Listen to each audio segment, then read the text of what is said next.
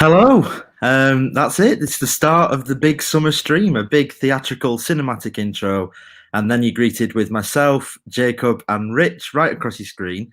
And we're starting the summer stream with a lovely chat about transfers. Not that there's much to talk about, but I would like to welcome Jacob and Rich. Thank you so much for coming along and joining us on tonight's show. How are you both? Not too bad, thank you. Yeah, good. It's such a great video, and then you've come across to our ugly mugs. So. Yeah, it's like a film trailer, and then you're greeted with a student production.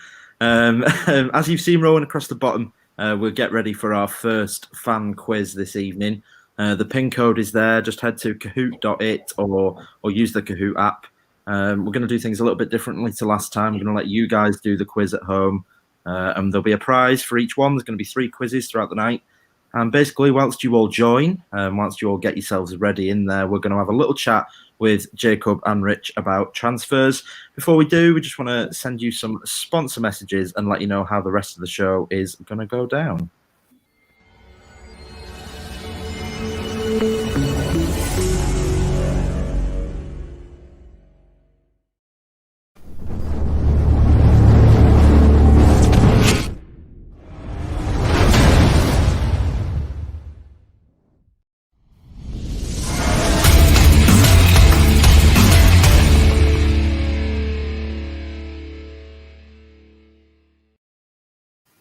So yes, thank you to our sponsors, and the rest of the show will go down in a very similar format. We'll have a few different panels covering different topics. We'll have some quizzes in between that, and we will have some very special guest appearances from some current and former players. So keep your eyes peeled for those.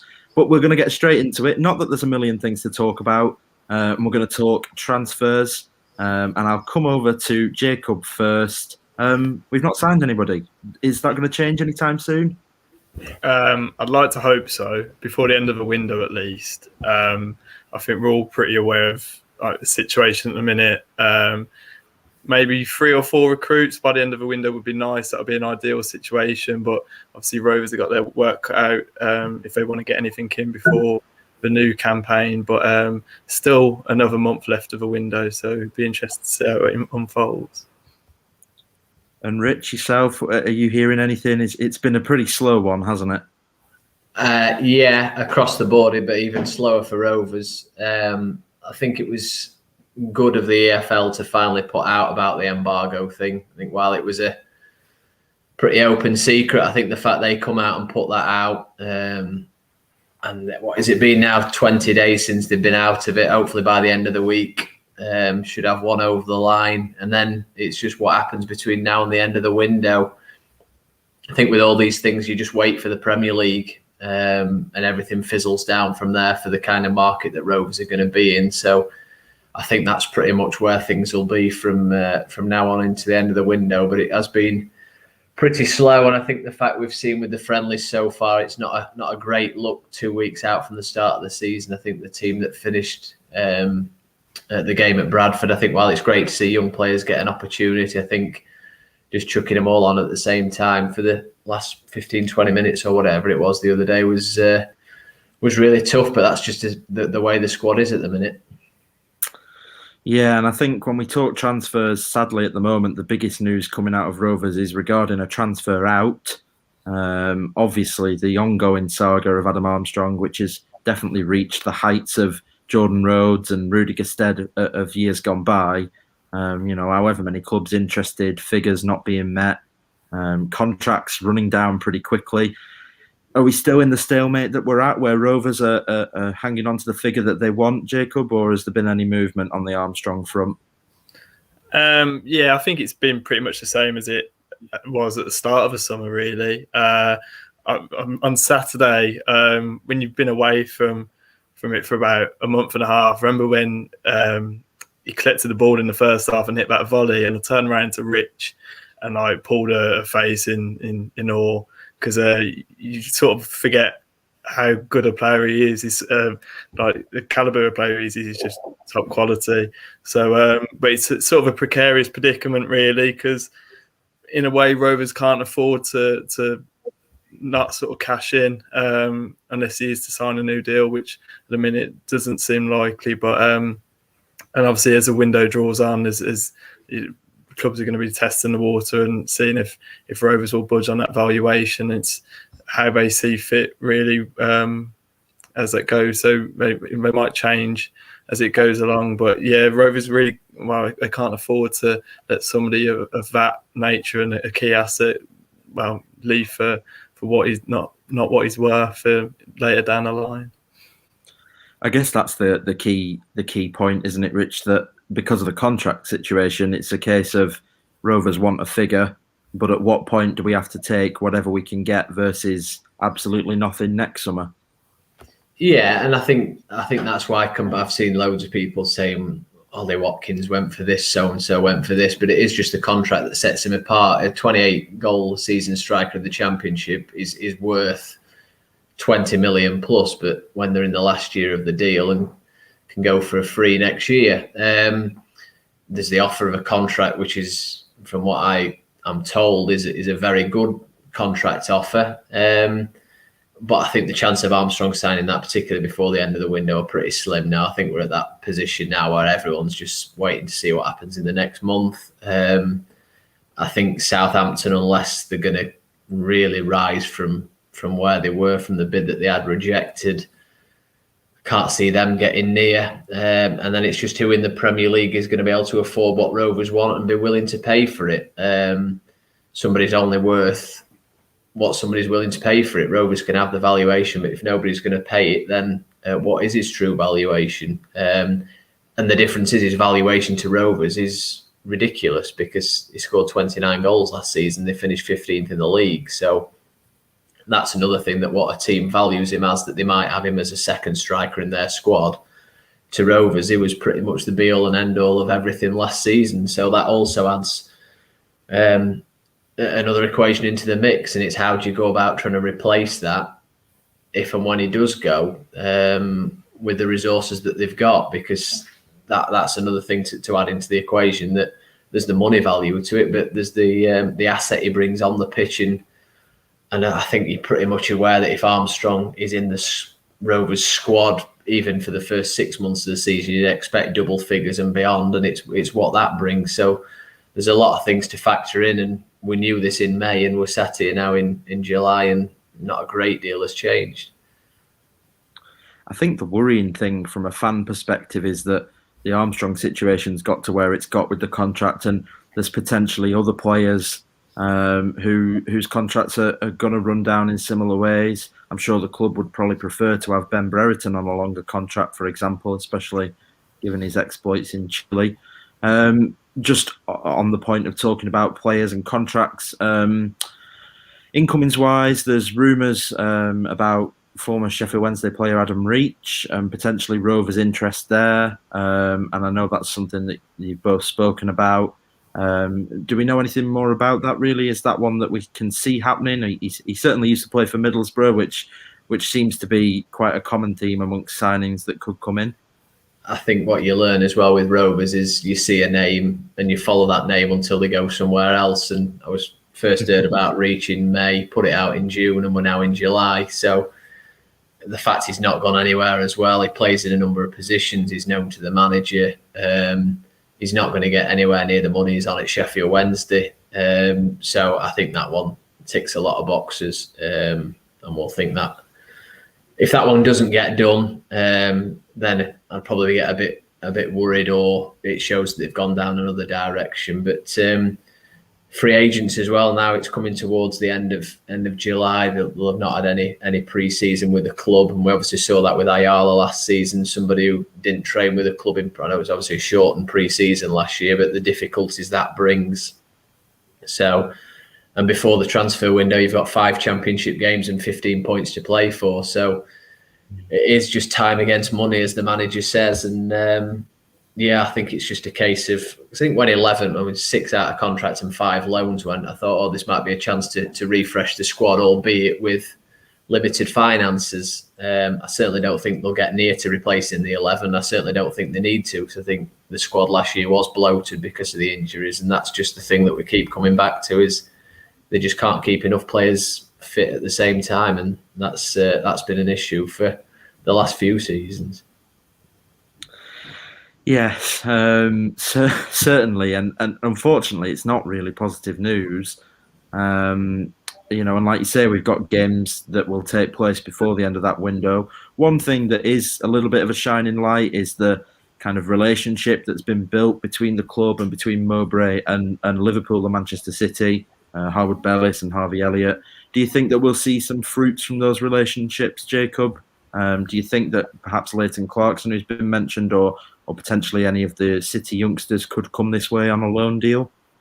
I think you're more likely to see stuff happen towards the latter stages of a window when you've sort of got the Premier League squads that have got a better idea of where they're at, the numbers that they've got, and whether they're able to sanction any loan deals or not.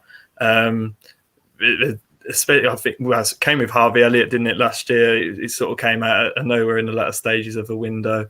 And you're likely to see that across the Championship again when Premier League clubs start making decisions. So they're definitely ones to keep an eye on, and no doubt Rovers will be looking to utilise the loan market to their advantage again. Yeah, I mean, the Leighton Clarkson one for me, it makes so much sense that it would almost be weird if it didn't happen. From the area, Rovers fan, the connection with Liverpool. We've lost a few midfielders. Rich, do you think that that's one that will happen, or one that might get away from us again? I don't know. I think this is the thing, because Rovers have played against them all, haven't they? You see them playing against the 23s, so you've seen them all. Then again, you look at Man City playing Preston tonight, and Morgan Rogers, Cole Palmer and Ben Knight, who were a massive part of their under-23s, are still involved in first-team squads. I think the thing with, you look at somebody like Clarkson, and while he's an excellent technician, Rovers look lightweight in midfield. So I think throwing another one into that equation, that you obviously need to balance out against what you need in the squad. And while they need a central midfielder, do they need a ball-playing number 6? If Davenport's not going to be in the firm fixture in the squad, maybe you do. But I think you need to look at these players, and obviously Rovers copped for Elliott in a first loan, which are always the most difficult. He was just obviously an exceptional talent. And it's just how much value are you placing on these? Are they coming to fill in the squad? Are they coming to be recognised starters? And I think that's always the thing when you look at under-23s football, is making that step up. There's obviously some exceptional players who do it, but equally Rovers have got players that they want to try and push through of their own. So there's a lot to throw into the mix. But like you say, I think those contacts they do have with the Premier League clubs, they've certainly know the players. It's just which ones they think they can make a move for, and like with everything, the Tommy Doyle situation, there's half the Championship in for him. So you're not the only show in town, and there's plenty of people having a say on where those players are going to go. Yeah, we've got a lot of questions and a lot of comments coming in, so I'm just going to head over to them. And thanks everybody who is joining us. There's a massive amount of you on the stream, probably a larger figure than we've had before, which is amazing to see. Obviously, just quick reminder, we're raising money for Sporting Minds UK tonight. We've already raised over £450, and you can donate via YouTube Super Chat, or you can use the link if you're not watching on YouTube, rcdonate.com. But Michael Pearson's got a question here. And Jacob, I'll come to you first on this. What's our weakest position depth-wise for you? I think it's two positions. After Saturday, I'd say central midfield. Obviously, left back is a bit of a worry as well, with depth with Harry Pickering. But yeah, I think central midfield with Lewis Travis out, Bradley Johnson not there as well. It just got overrun a little bit. They lacked that physicality in the middle.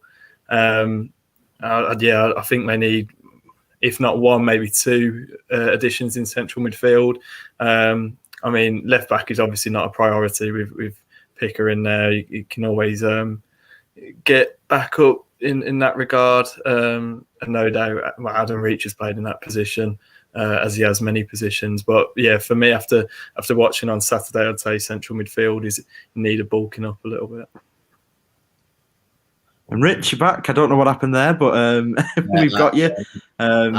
off. So I was closing all. I've got that many tabs open.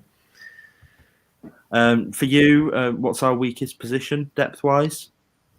I know you'll say central midfield, but that's because you probably play 3, don't you? So that's possibly one. A lot of it comes down to the formation as well. We saw Chapman and Butterworth obviously play wide the other day.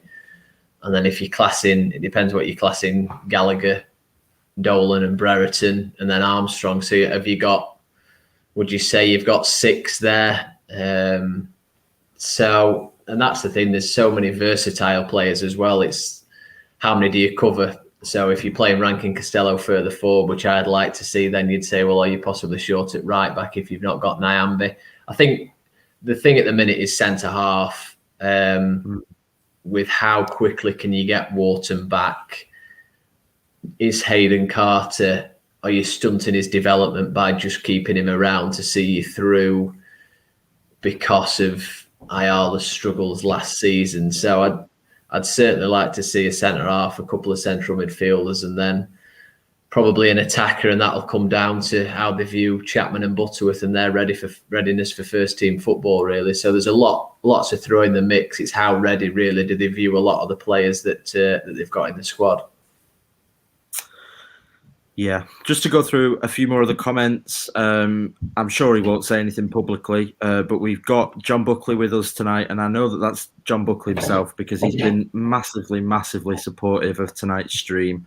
The first quiz that will get underway in the next 10 or 15 minutes is for a signed John Buckley shirt, which he handed over to me at Filed, which was incredibly generous of him.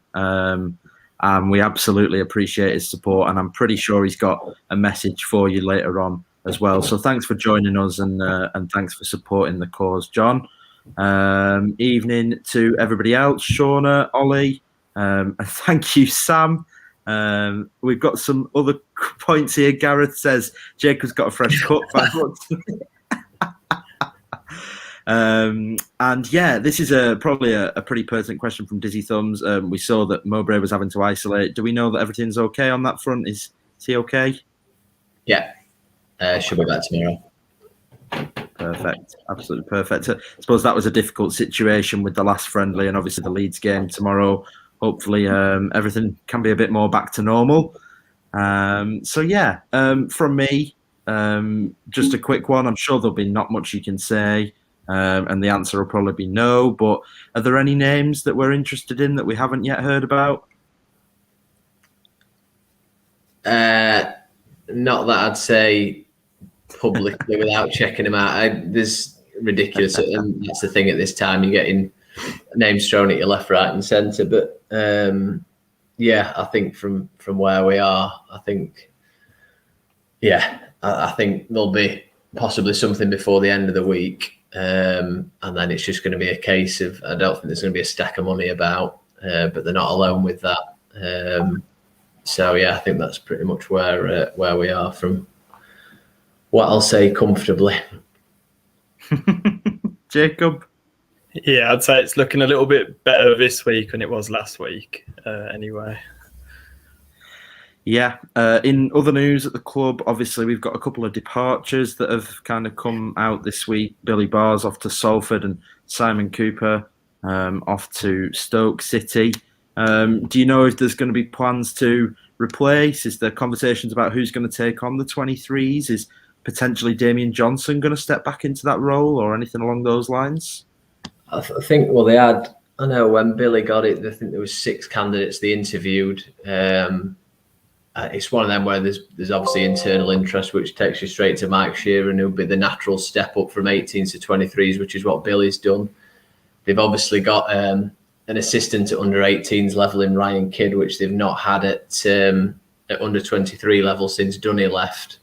I know there was a lot of interest from former Rovers players when Damien did go. So I think interest will be pretty high. So they'll probably test the water and see what's out there, because it's a pretty good gig for somebody to get the hands on. And obviously Stu Downing was part of it for the bit part of last season. I've seen a lot of clubs. I know Man United have signed Paul McShane, Ollie Lancashire's gone to Southampton. It seems to be a vogue thing to do, to have an overage player in your ranks. So maybe something could open up there. But no, I certainly think there'll be plenty of interest in taking over from him.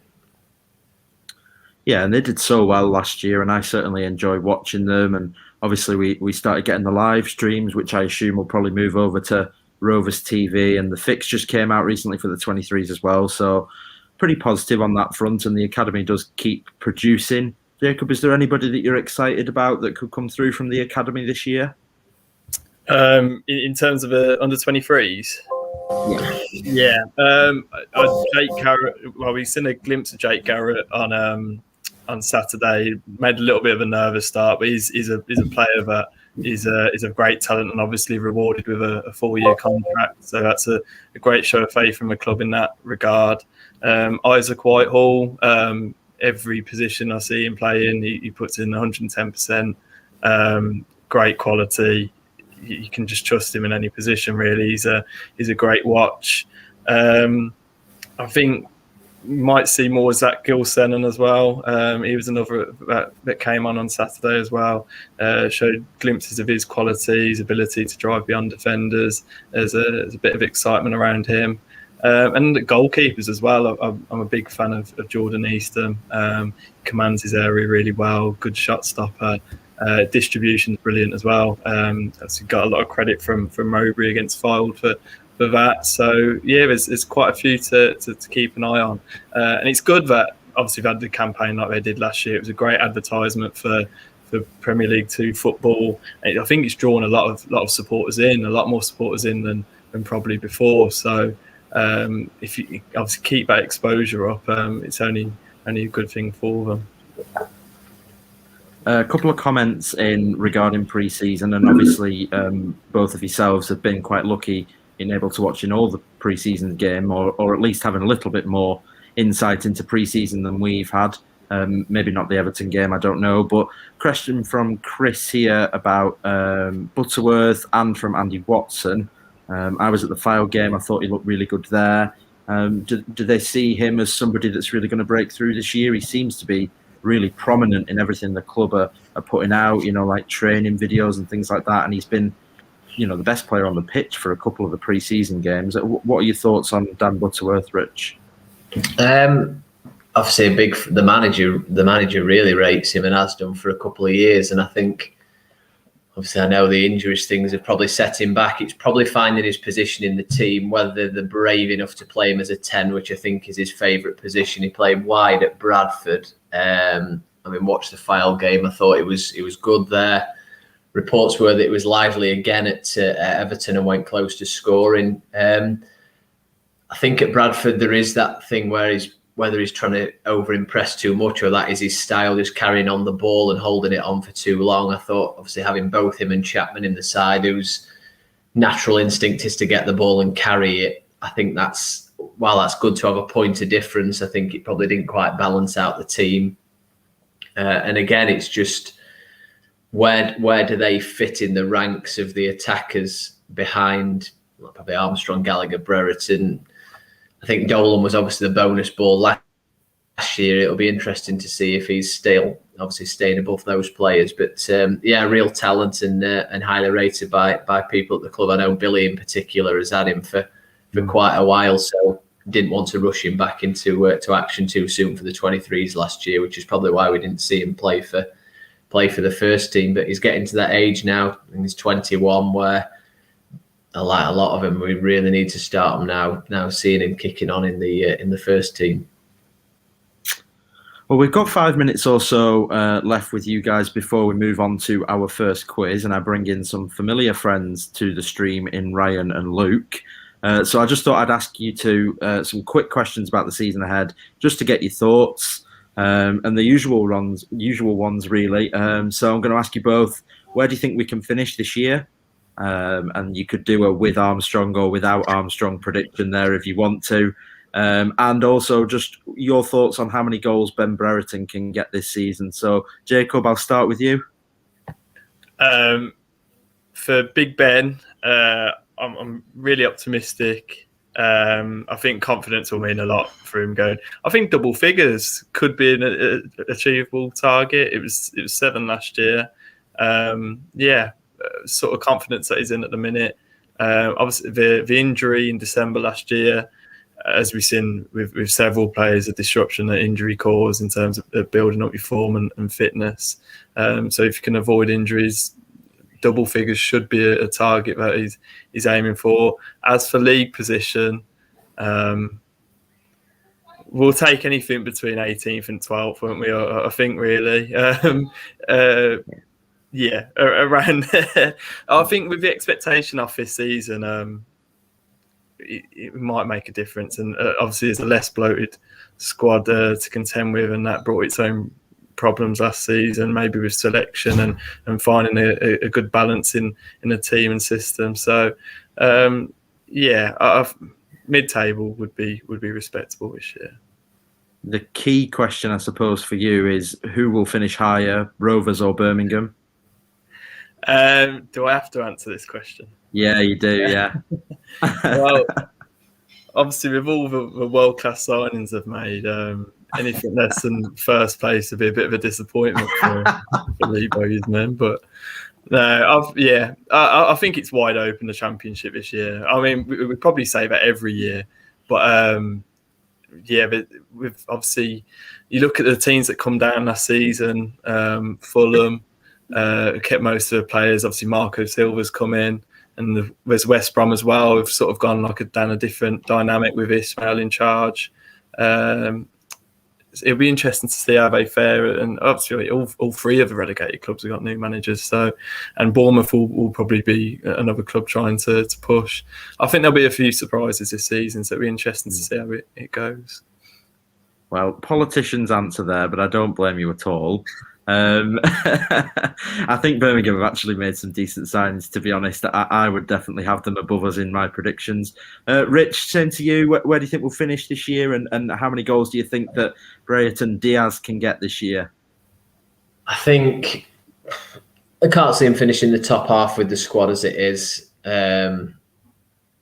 without some reinforcements or with some luck with injuries possibly, but I think probably maybe similar to last season, 14th, 13th, 14th, 15th. I think probably top of the bottom half as things stand, really. Brereton, I think, realistically, there's double figures has got to be the target. I know Armstrong had that real slow build into when I think he got 9 in the League One, half a League One season, 9 the following year with only 6 Championship goals, and then flew off the handle the year after. But I think if Brereton can get into double figures, I think that for him and Sam, I think that's got to be the target for both of them, really. Absolutely. I'm not going to give my predictions because I don't have to, and I'm hosting it, mainly because I'm going to wait, because I don't want egg on my face if I predict us to finish low and then we pull it together. And I can see Ryan and Luke laughing at me giving politicians answers now in the background. So I've mentioned the names a few times and they're going to be joining us. So I would like to say thank you very much to Rich and Jacob. Rich especially, who was drafted in today at the last minute, thanks to Tom sending a message out for us. And on that note, Andy Watson, who was supposed to be part of the stream tonight, who did go to hospital this morning. We hope that you're well. We wish you the best, and we miss you a lot. So thank you, guys. We're going to move on to the next section. If you've not got the Kahoot app open or the Kahoot web link open, then do so. The pin code is rolling along the bottom. Thanks very much, guys. We'll see you later. Cheers. Thank you. Thank you.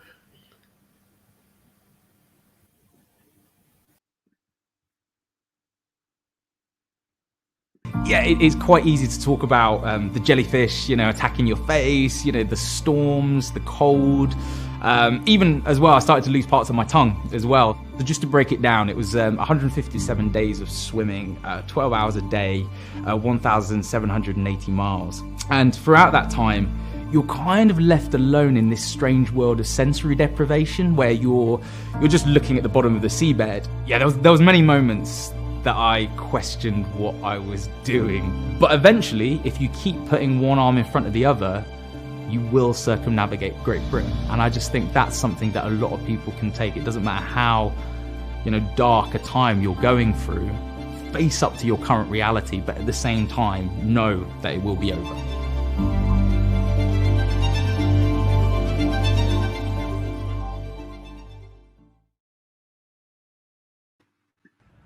Hi Rovers fans, hope you're all keeping well and safe. Mental health is massive in sport, especially football. So therefore, if anyone can spare a bit of change or any spare money to donate to Sporting Minds charity, it'll be going to a great cause. Thank you. Hi Rovers fans, it's Tyrese Dolan here. Hope you're all doing well. Mental health is a massive subject, not just in football, but in all aspects of life. And I urge everyone to please donate to the Sporting Minds charity. Thanks a lot. So, from John Buckley and Tyrese Dolan, who we thank very kindly for their contributions, we come to Luke Kimberley and Ryan Hildred.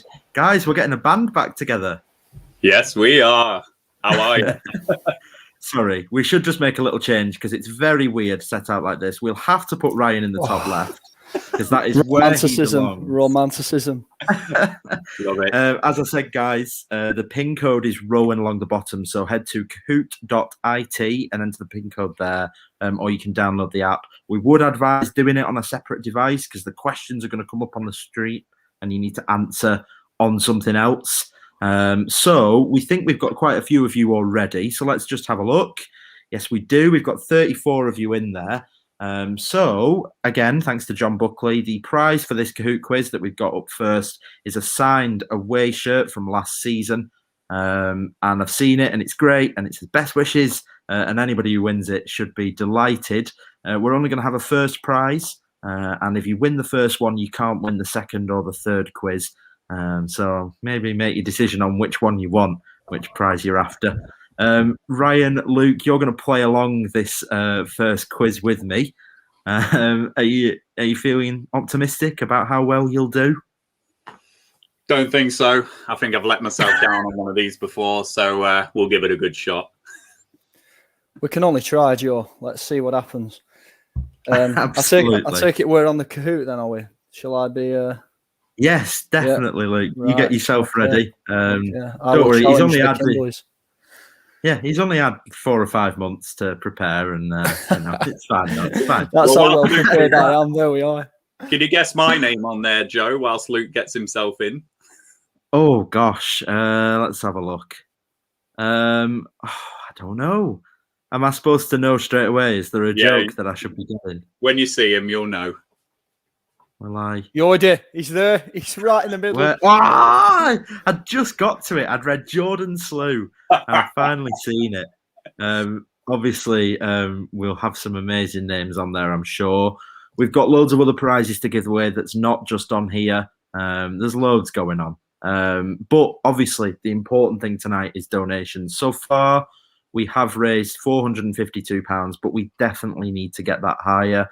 Last time out over Christmas for the Salvation Army, we raised £670, and we would absolutely love it if we can smash that target tonight. There's loads of ways of donating. The best way if you're on YouTube is to use the super chat function down at the bottom. But if you don't want to use that, you can head to rcdonate.com and give via the Just Giving page. The more we can raise, the better. It's for an amazing cause, and you'll see more and more videos throughout the night from Sporting Minds, and we'll have more special guest appearances from current and former players. I'm sure some of you, or most of you, have seen the lineup. Delighted to say that this is our largest stream, largest quiz, and largest attempt at anything so far. We're also up for a Football Content Award, so thank you to everyone that has been voting for us. So yeah, we're going to give you a minute or two just to make sure that everybody's in. The pin is there. It's 232920. Around 50 of you are with us, which is awesome. So Ryan, Luke, I'm just going to quickly ask you the question I asked Rich and Jacob there. Where do you think we can finish this season? Feel free to give me a Armstrong, no Armstrong answer. And how many goals can Brereton get? Luke, I'll start with you.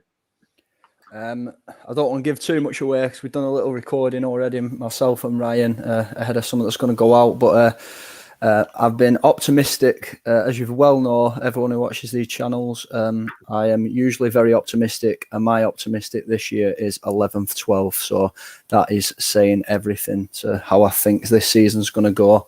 Not particularly well. So fingers crossed we can finish high. And as Jacob said, anything as high as 11th, 12th would be a pretty good season, I think. Ryan, See, I'm feeling really anxious now because Bucko's in the comments, isn't he? And I'm going to just be like so negative with my predictions. So, Bucko, please prove me wrong. And if any other Rovers players are there, please leave me with egg on my face at the end of the season. But unfortunately, I'm thinking lower bottom half for Rovers. So I've gone 18th in my prediction. It just feels like a transitionary season. Maybe with Armstrong, we might be a little bit higher because those goals will mean a lot. But you know, we are just looking a bit thin on the ground, and it just feels like a lot is going on, you know, off the pitch as well. So I'm a bit less optimistic about this season than I was last season. And obviously we came 15th last season. So, yeah, I've gone 18th. Right. Well, I'm very delighted to say that we've just hit £500, £507 for the charity, which is awesome. So thank you to those of you that have gone and donated. We might even have gone higher than that. I'm getting updates every 10 or 15 minutes or so, which is amazing. Don't forget you can use the YouTube super chat function as well. All proceeds, including advertising from this video, and a lot of the proceeds that we make for the whole season will be going to Sporting Minds UK. And Ryan and Luke will be here for this quiz with me, but we'll also be talking about mental health in football as well a little bit later on. So we are going to get things started, and Silent Dan in the background is running the quiz for me. So if there's any technical problems, it's not my fault. So you can't blame me. And plus, I've put Ryan in the hot seat at the top there. So technically, it's definitely not my fault. So, Dan, if you can get us started, if you can hear me, and we'll get things going with our first quiz for the signed John Buckley shirt. Here we go.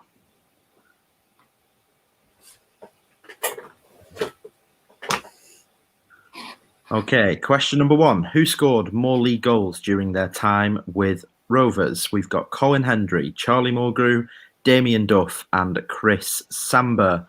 You want to answer on your screen. And the faster you answer, the more points you are going to get.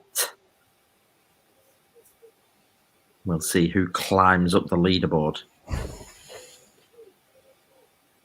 Good question, that one. Okay, let's have a look. Correct answer, only guessed by 2 of our quizzers, was Colin Hendry. Ryan and Luke, were you the clever 2? I was not. Of course. No, absolutely not. I've made the Alexander Haber mistake and gone with Duffy there. I went Mulgrew, I did. Oh, dear, indeed. Well, let's move on to our second question. Oh, it's well deserved. Take that. Brilliant. Absolutely brilliant. Glenn E or Glenn, is that Glenn Entwistle perhaps? Let us know if it is you. You'll be joining us later on. Let's move on to our next question. When was Lewis Holtby born? Was Lewis Holtby born in August of 1991, September of 1991, September of 1990, or August of 1992?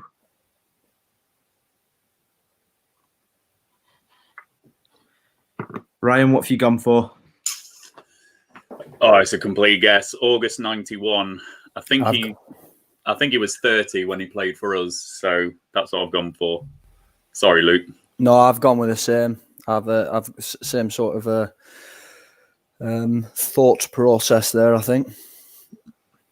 Ugh. Well, the correct answer is September 1990. 19 of us go right there. 20 of us wrong with September 91. Obviously, the faster answers are going to get more points. So anybody who's Wikipedia-ing, as Michael Sambach has mentioned here, then shame on you, and you're probably not going to finish very well. We've got some climbers. Moni Tobre is still top. El Scotty, Scott, Max, and Zubs make up the top 5. Let's head on to our third question.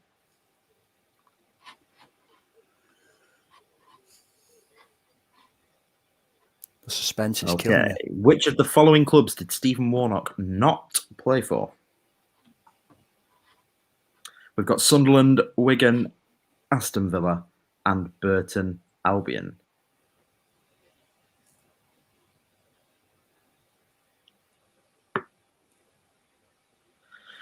Luke, what have you gone for? Burton Albion, but I think it's Sunderland now. I can't remember him playing for Sunderland unless I'm wrong. Ryan? I went Sunderland just because I thought Burton Albion was so bloody random.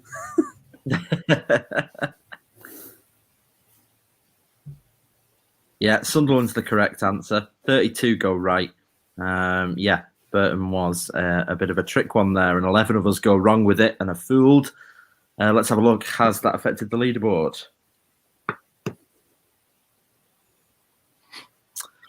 Well, we've certainly got some climbers.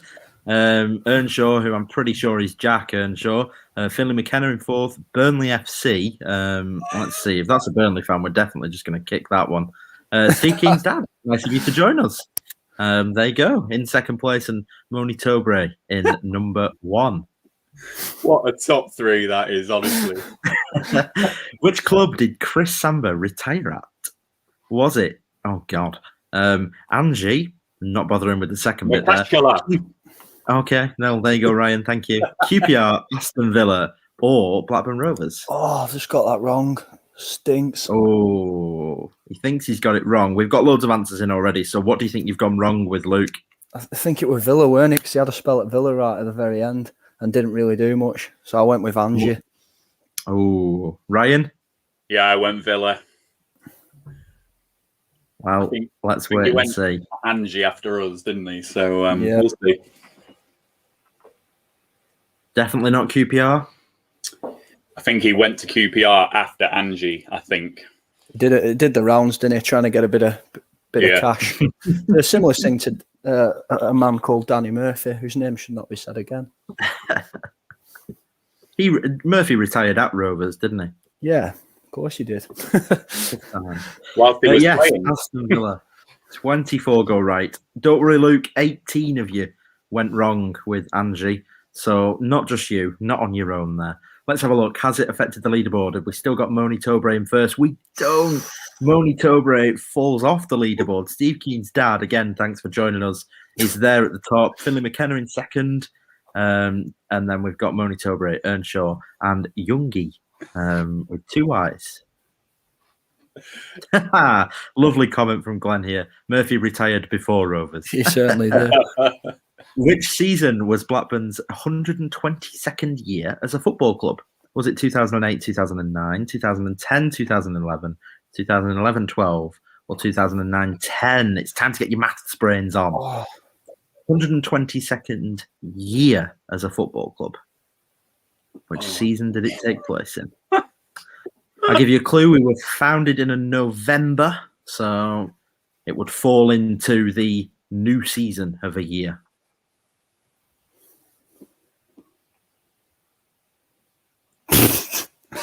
I think I've got it.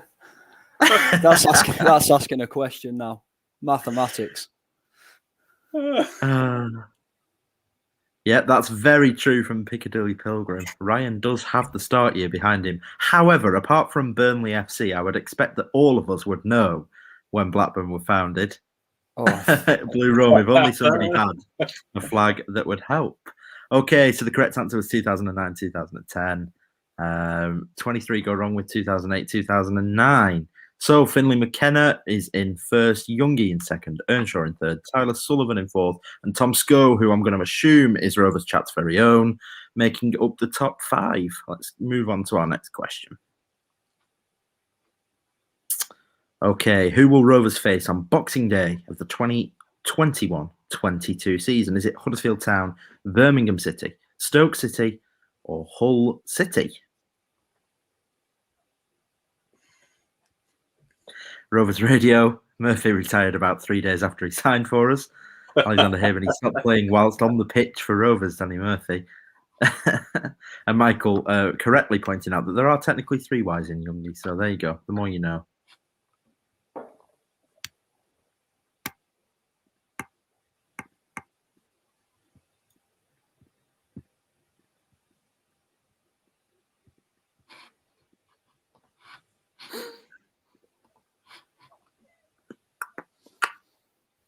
I think Soon As Possible has finally climbed off the bottom of the leaderboard there with that one. Correct answer is Hull City. I wonder how many people went and had a look at the fixtures. Ryan, did you get it right? Yeah, I got it right. It's a nice, easy one for me, so I knew that because I'm already planning my Boxing Day. So that's good. Not far from me is Hull City. And Luke, did you get that right or wrong? Yeah, I certainly got that one right. Similar sort of thing. Okay. Aaron Holt, I got one, lads. Love that. Okay. Let's have a look. Finley's still top. Youngie in second. Earnshaw in third. Tyler Sullivan in fourth. And Glennie in fifth. Let's have a look at the next question. Ollie James, Danny Murphy was good at playing statues at school and perfected it at Ewood. Started something here, Anna. Who was Rovers' top assist maker in 1994-95? Was it Tim Sherwood, Chris Sutton, Graham Lasso, or Alan Shearer? A little bit of a brain teaser, this one. And I can tell from the facial expressions of Luke and Ryan. Who both seem stumped. I had an initial thought, and then when it came up, I changed my mind, even though my initial thought's up there. But then went straight back to initial thoughts. So there you are. There's a thought process going on. What was your initial thought? Lasso before it even come up. And then I thought, maybe it's Sutton and Shearer given the old partnership, but yeah, who knows? It's absolutely lashing down here. Oh dear. Well, probably good, really. Correct answer was Alan Shearer. And Lasso was one behind him, if my research is correct. 32 of us go wrong with Sutton, but I can understand the thought process behind it. So has that affected the leaderboard? Tom Schofield takes up fifth and up 16 places there. Ollie Walker-Peel is the highest climber. Rovers Chat's very own. He's had his Weetabix this morning down under. If it's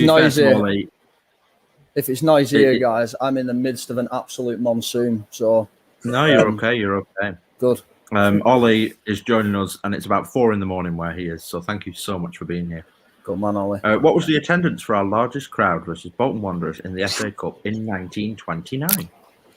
I'm just going was for it 61,255, 62,255, 64,255, or 63,255?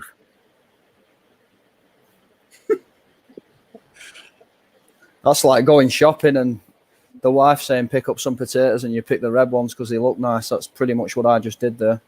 I can't say I've ever looked at potatoes and thought they look nice. No, them red ones are good. I can't remember names now. No. What are they called then? Good ones.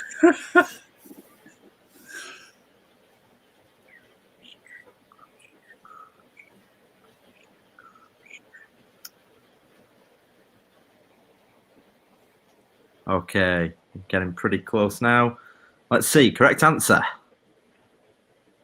62,255. The majority of us go correct. 14 go wrong with red, 10 wrong with yellow, 7 wrong with green. Luke, did you get it?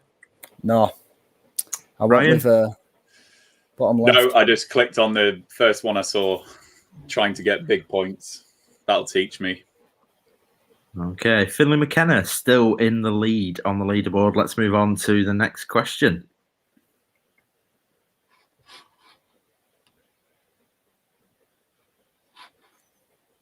What do Dan Pike, Jake Garrett, Lewis Travis, and Stephen Gerrard all have in common? They all play/played in midfield. They are all from Liverpool, or they all have Scouse accents. What the? See, these are the types of questions that just aren't Wikipedia-able. Do you know what I mean? If it's blue, then I'm calling a steward's inquiry. Why? What a ridiculous answer. Yeah.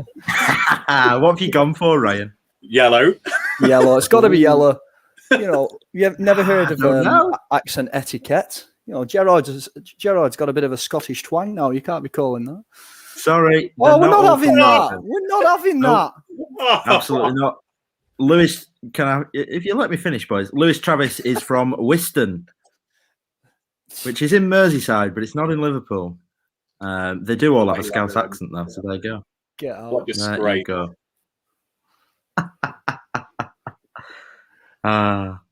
It's there. You should have gone for it. Right, let's have a look. How's it affected the leaderboard? Oh, Tom Schofield, look at that. Tom Sco, right up into top there. Love that. Next question. You're causing absolute anarchy in the comments with that question. In 2019-20, what month did Rovers announce the signing of Lewis Holtby? July, August, September, or January? Oh.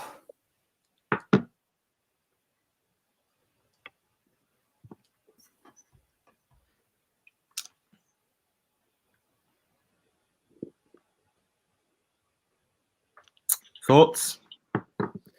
I remember where I were when it got announced. I just can't remember when that was. That's terrible.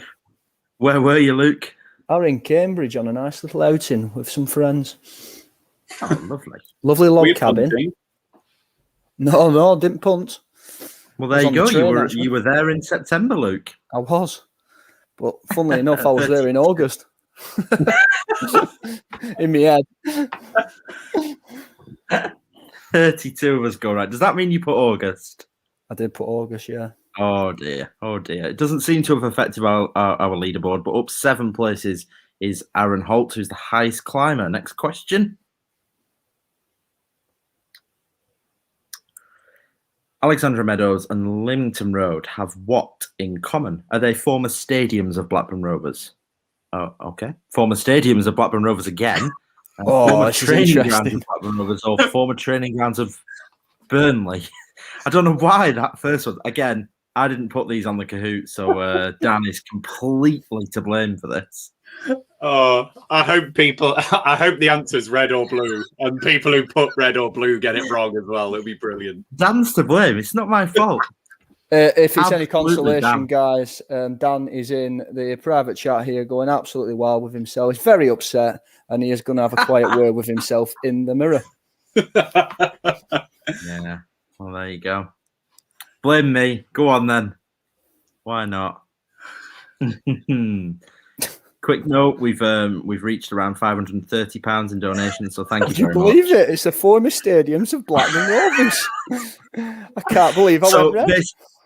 can I just say that it's supposed to be former stadiums of Blackburn Rovers, former training grounds of Blackburn Rovers, or former stadiums of Burnley and former training grounds of Burnley, but it's not been entered in that way here. I'm so sorry on Dan's behalf, of course, to the 12 of you that went red. There's not much I can do. So yeah, we're just gonna have to move on to the next question. Sorry, guys. We'll let him off. Anyone who ran red must feel sick. Luckily, it's not affected our top leaderboard, so we'll be okay. How many times does the Macron Hero logo appear on the new 2021-22 home kit? 6, 5, 4, or 7 times? Any early thoughts, Ryan? So I'm thinking possibly a couple of times on the shirt, maybe once on the shorts, maybe on both socks. So I'm going to go 5. There we go. I've just talked myself into that, haven't I? Luke? Similar thought process, 1 or 2 on the shirt. So I got 2 fingers and pressed alongside yellow and blue at the same time, and I'll see what happens. I love this from Michael because I absolutely agree with him. We're not ITV. I still think it's better quality than the new GB News, though. I think we're up there. That is a great watch if you want a nice laugh. Yes. Okay, so let's have a look. Correct answer, 7. So you've got the logo where it would normally be, opposite the crest. You've got 2 on the sleeves. Oh, You've then got yeah, 1 on the back. Yeah, Macron logo appears quite a lot on that kit. And one of the first things I said when the kit came out was that, the Macron logo isn't all over it. But actually, on further inspection, it really is. It's everywhere. But I think they deserve to put their logo all over it because they are absolutely cracking kits. I love them both. Yeah, I do. And I'm just delighted that Gaz!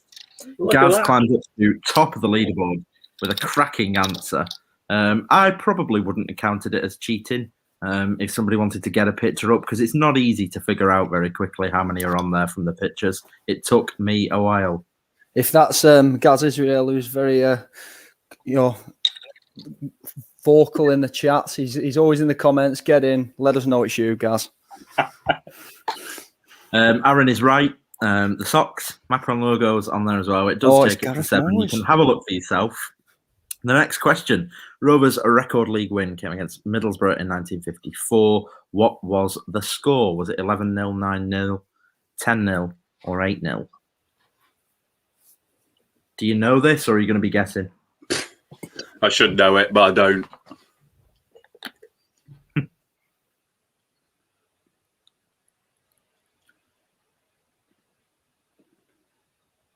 Lots of slow answers.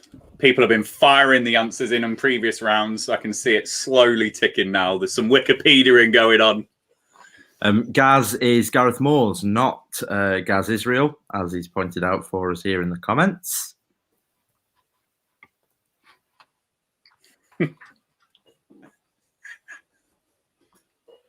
We're 52% of the way to our target of £1,000 raised tonight, so thank you to everyone that has donated. So the correct answer was 9-0. Luke, did you get it? I did. I got 9-0 there. Nice. Ryan? I'm on a one answer streak. No, I didn't. I'm sliding into a relegation battle here, boys. 4,000 holes into second, and absolutely delighted to be joined by a surprise guest who didn't make the lineup in Mrs. Desai. Before you move on, can I just say Gaz and Goz in the top 5 is phenomenal.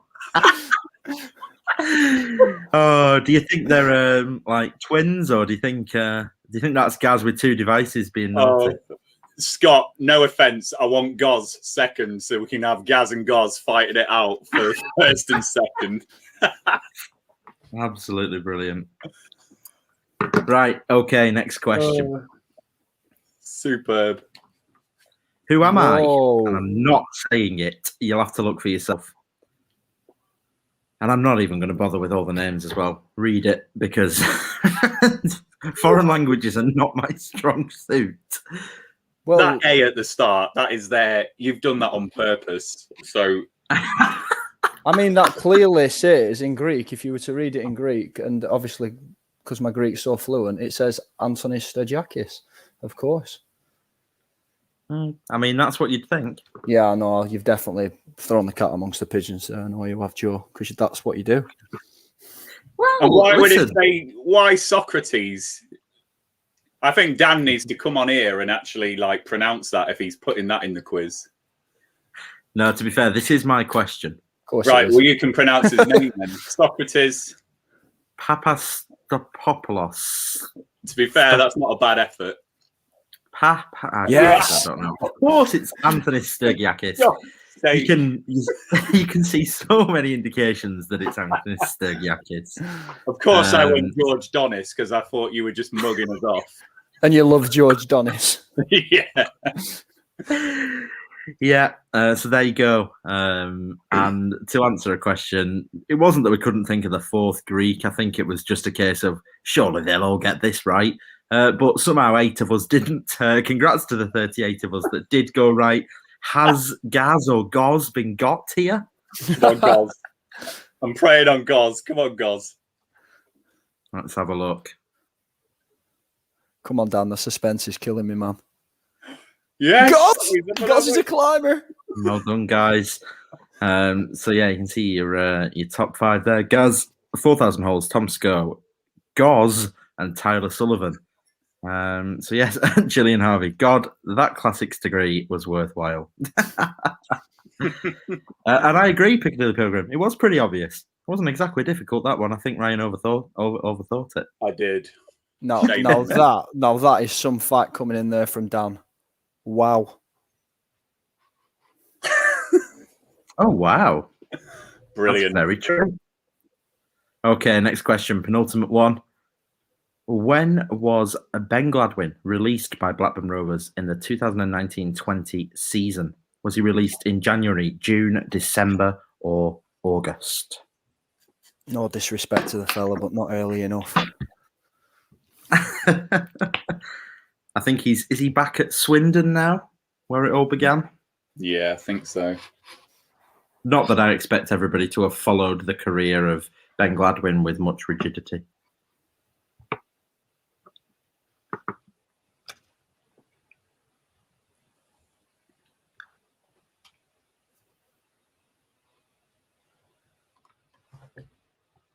A quick thanks to Roy of the Rovers, who's just donated £20 to take us to 532 raised so far. Correct answer was the January. He was released in the January window rather than the summer, which is obviously a pretty odd one. 19 go wrong with June, 12 wrong with December, 3 wrong with August. Luke, Ryan, were we part of the correct group? I went December. Thought it was just before the window, but clearly not. I went January. I seem to remember him just like being in and around the squad, and then us eventually just getting rid of him. So I went January for that reason. Yeah. Youngie, Tyler Sullivan, Jonathan Secker, who was seen for the first time, and Jonathan! Steve Keane making up the top 5 with Gaz in the lead. Finley McKenna, I've gone from 1st to 21st. I don't want to play this game anymore. Well, listen, we've got 2 more quizzes throughout the night, so you never know. You absolutely never know. Michael Sandbach made Vince Grella look like the Terminator, which I love. Absolutely brilliant. Aaron Holt, definition of a bench warmer. And I think Callum's right here, Luke. You can't say no disrespect and then go on that and come out with those. I mean, people do it. People do it. They do. People, they definitely do. Right, this is the last question of quiz number 1, so good luck to everybody. Gaz currently has a lead. Will he win the signed John Buckley shirt? Let's have a look. Which player is the odd one out? Is it Karen Rekic, Marvin Emnes, or Andre Uya? Ooh.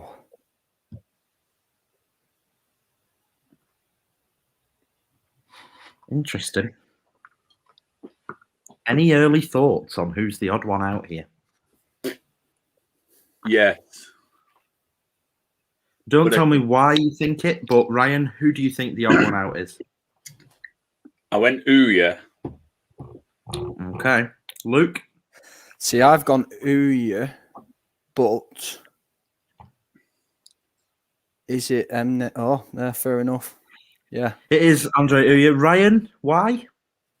Did we only have Rekic and Emnes on loan, and Ouya was a proper signing? Absolutely correct. Well done. Come on. Absolutely. That's class. I knew that would stump people. I think it was a good last question. So yeah. 10 of us go right, 10 go wrong with Emnes, 24 wrong with Rekic. So let's have a look at the final leaderboard. Who is our winner? Oh, yes, of course. The Dutch flag was a trick. We're mean. No. Gaz in 3rd. Oh. Steve Keane's dad in 2nd. And the winner is Tyler Sullivan. Oh, bravo. Absolutely Brilliant. gutted for Gaz there at the end. Youngie and Jonathan Secker make up the rest of the top 5. So Tyler, get in touch with us on Twitter, and you will be receiving the signed away John Buckley shirt from the 2020-21 season. What a performance. Unlucky to Gaz, who was there for most of it, and Steve Keane's dad with a valiant effort. Ryan, Luke, do you want to surmise your performances there? Started well, finished weakly, a little rally at the end. A bit like other things in my life, maybe. We'll let everyone just guess. If I could sum it up in a few words, it would be Rovers under coil. Oh. Where did you come from? I don't know, but soon as possible, only got 3,730 points. So take from that what you will. It was bad. I would just like to point out that we've got a running order for tonight's quiz, and live events are very difficult to keep on top of, especially one with so many moving parts. And we said 8:05 would be the estimated time that we'd finish that quiz, and you know what? We're pretty much bang on to that, and I'm quite impressed with us. So on the note of everything going the way we'd expect it to, and everything going the way we want, we are still, of course, after as many donations as we can get. We have hit over £530. We'll update this graphic as we go. But please donate, guys. Use the YouTube super chat function, even if it's only £1. If you can donate a little bit more than that, that's absolutely brilliant. It's all for a really worthy cause. We're going to play a few more videos out for you now.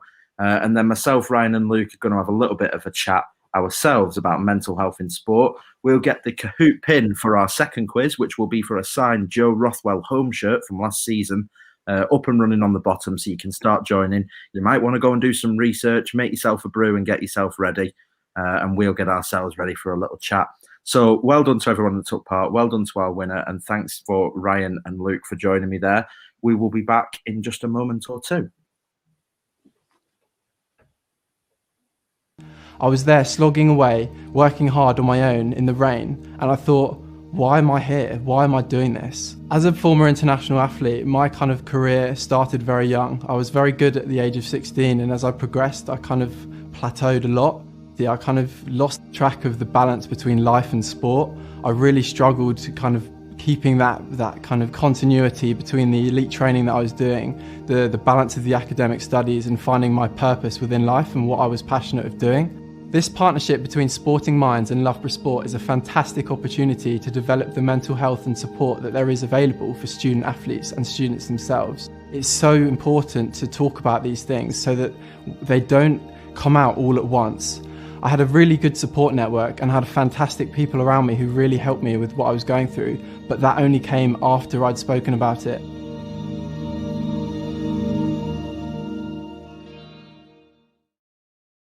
Hello Rovers fans, it's Jake Garrett. Hope you're all enjoying your summer.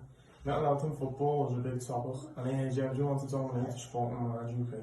Looking forward to the season ahead.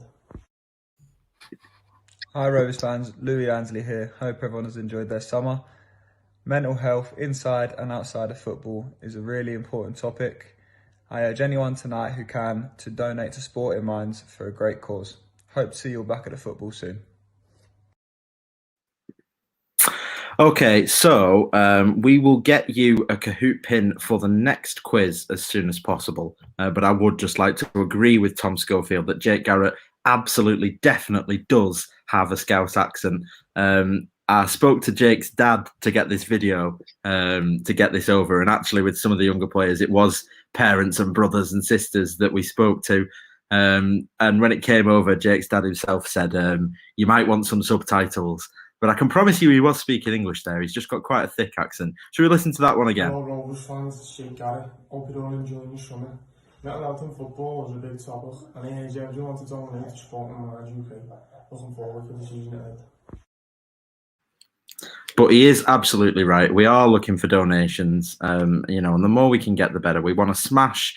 Last time out, we raised £670 last time for the Salvation Army at Christmas, and obviously we want to smash that. The aim is £1,000. We're over 50% of the way there, which is really impressive, and I'm sure there's so many of you who will be able to spare us a little bit of change.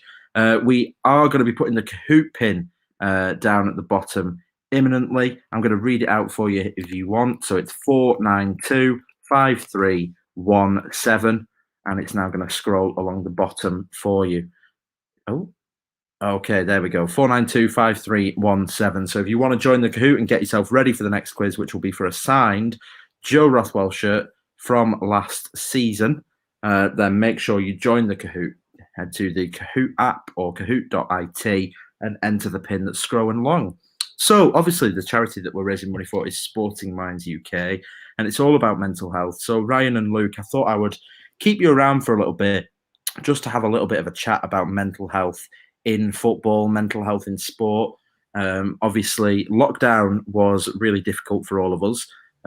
Us three in particular definitely got to know each other and became a little bit of a weekend thing to look forward to. But Luke, I'll start with you. How important do you think talking about mental health in football is, not just for athletes, but also for supporters? Well, you touched on athletes there, and I think it's only fitting really that we talk about this on a day that Simone Biles has openly come out and had to pull out from a major competition in the Olympics due to her mental health. And it affects everyone.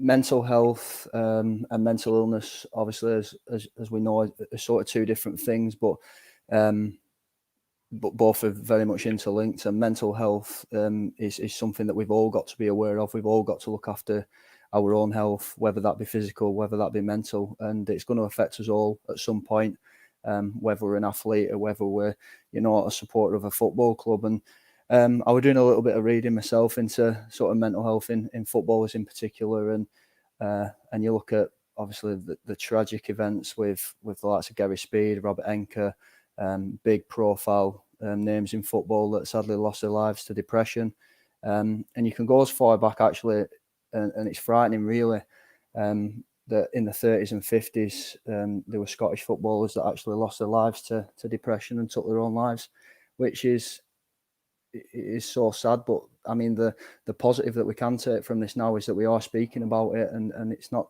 got the same taboo. And you've only got to look at, as Rovers fans, we can sit there and we can be so proud of one of our own in Tyrese Dolan and everything that he's done for his good pal Jeremy Whiston, and now he's trying to bring everything now to the forefront and get people talking about mental health. And I'm really proud of what we did as a channel over last year, and there was many people getting involved, sending us messages, showing gratitude and saying thanks, and just getting in touch with us really for a chat, and to say, you've done wonders for me. You've given me an outlet to watch football again, and get to know people, meet some friends, and it's really nice to hear that. And if all of us can sort of get involved, and with the likes of Sporting Minds UK, think a little bit more about mental health and the impact on everyone around us, then the world might be a nicer place for people that are struggling. Yeah, and it's it's not a conversation that you want to start gendering, but obviously there is a conversation about gender with mental health. In 2017, nearly 6,000 suicides were recorded in Great Britain. Of those, 75% were male. Obviously, football and football stadiums, and of course, first team football in this country is quite male dominated in general. And there's obviously a conversation to be had about the way that males deal with issues like this, and the fact that a lot of men don't feel free to talk. And whilst you don't want to exclude, obviously, women from this conversation, I think it is important that we acknowledge that this is an issue amongst men, amongst young men. Obviously, us guys, we're all men, young men. Although I think I'm the youngest. Yourself, no, don't worry, you're still both young. And I think it's important. Ryan, is it important that as men we speak up for men and offer support, especially to those that might not feel comfortable asking for it? Absolutely, Joe. And just to kind of hook back into what you were saying there about not excluding women and things like that, actually, men talking about their mental health, all of the activism around LGBT and equality for women and all of that, these are all really important movements and important things that need to happen in the 21st century. So to answer your question, it's absolutely important that we break down that stereotype that men have to be macho, men can't have emotions, men can't be depressed, men can't be this, alongside all of those other things that I've said. So I'm really fortunate to work for a fantastic employer. I work in the civil service. I won't say who I work for, but I work in the civil service, and the organization I work for has really trailblazed mental health over the last really 10 years in the whole time that I've worked there, probably ahead of the curve alongside some other organizations. And I've had many a conversation with either people in my office, people in different offices, people over the airways, people over emails, people that are struggling at different points in their life. It's been so important to do that. So I think the main thing that, I take from all of this is, yes, we're all going to go to the football and have a sing song and have some beers and be macho and be men and all of that. But it only takes one thing in your life to destabilize and decouple, just to tip the balance in the other direction. And for me personally, I've probably had two big things in my life. My grandparents, I was very close to before they died. That was tough when they died. And that was something that tipped my balance the other way. And I got a hell of a lot out of my friendship group, my partner. whoever, and I just spoke to them about that. And I remember on one night out, I physically broke down. You know, I broke down in front of my friends, and I think that that could have been a really difficult and different situation had they not been there at that point. Who knows what I might have done. So I'm pleased that they were there. I could talk it through. I could talk through how I was feeling at that point and just get myself back up. And then I think the second thing, the pandemic, you know, just I've got children, and just the whole kind of goldfish bowl life that we all lived when we're in lockdown and having to do everything under the same roof, that was difficult. And it was this Rovers Chat stuff was my release. You know, I'm in this garage. People know I'm in this garage on these live streams, but this is my escape. And talking to all of you guys is my escape from trying to be a father and be someone who's working and be a partner, all under that same roof, all in the same house. So really, really important that we talk, Joe. And every mental health initiative that we see, the key thing is talking. So just we stress to everyone here, whether it's a DM on Twitter, whether it's a WhatsApp number if you've got someone's phone number, whether it's an email, whether it's a tweet, however you reach out, any of those mediums is absolutely the way that we've got to do it. Absolutely. Yeah, and I think on the topic of talking, something that I really wanted to do tonight, which we're going to do now with everybody that's with us, and there are a lot of people watching and a lot of Blackburn fans watching, to bring it back round to Rovers. You know, personally, I used to go to all of the games with my dad. My first season ticket was with my dad. My dad passed away in 2017, and I found it really tough getting back to the games and going through a new process. We've all experienced a loss over the last 2 years, not a loss of a person, but we've all experienced a loss of our normal way of life. And no one has been to Ewood Park for a long time. And I think that everybody will have something that they are nervous about, anxious about, worried about. So, you know, get in the comments and let us know. Are you going to the game tomorrow? Are you finding it a weird feeling to be going back? And, you know, we've had plenty of comments in already. So do send us in your stories and send us in your thoughts and tell us how you're feeling, because it can be difficult. And I'm certainly not looking forward to having to find a new way of watching Rovers again and getting back into new patterns. Luke, are you kind of apprehensive about that first game and how that's going to feel and everything being different again? Yeah, so I was umming and ahhing. I've been really quiet. I mean, it brings it home when you hear about people, you know, close by now that are being affected still by COVID, and yeah, everyone's got their own opinions on what they're going to do. Are they mask wearing? Are they not? I don't want to get into the politics of it, but that's just it. A lot of people now, particularly the older generation of people, will be going back to football, and they'll be finding it really quite difficult. And as you said, Joe, even us guys are going to have a very different way of experiencing football. So only today did I actually buy my season ticket, and I'm now just trying to look forward to it. And I am looking forward to getting football back, absolutely. And like you say, it's going to be a different way of enjoying it. A different way of getting back into it. But I think if we do talk and we do, you know, speak to others, if we do have concerns, and if we just reach out where and when we can, hopefully we can all come together and enjoy the experience in the very best way possible. And if Rovers can have a successful season, it makes it all easier for us anyway. So that's the main thing. Let's watch some football and then enjoy it. But yeah, it's going to be very different. We've just got to sort of get by together as a community and as Rovers fans and as football fans all over the world. Everyone's going to be in a very similar situation come the first and second weeks in August. And Ryan, I certainly like to think that as a channel, we've provided a platform to allow that conversation and to help other people. And we've spoken privately and publicly about how much this channel was helpful to us in being able to continue to enjoy football without being able to be there. You know, have you got any advice, Ryan, yourself? I know that, you know, you've been to games before on your own because you don't live right near to Rovers and travelled. And have you got any advice for anyone that might be feeling apprehensive about getting back to the football, might be struggling with thoughts in that way? I think the one thing that the way I've always lived my life, Joe, is, and I hope that this pandemic has taught us all about it. You know, all the things that we had robbed from us. At the end of the day, we're all human beings, and you know that is all of us at our core. Some of us are fathers, some of us are brothers, some of us are grandparents, some of us support Blackburn, some of us support Burnley, whatever.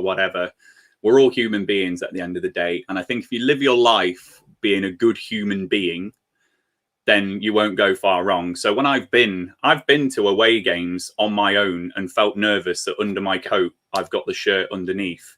But do you know what? I don't go to those away games and think I'm going to cause some trouble with some Millwall fans, or I'm going to cause some trouble with some Middlesbrough fans, or I'm going to cause trouble with some Blackburn fans. We see our own fans fight with each other sometimes.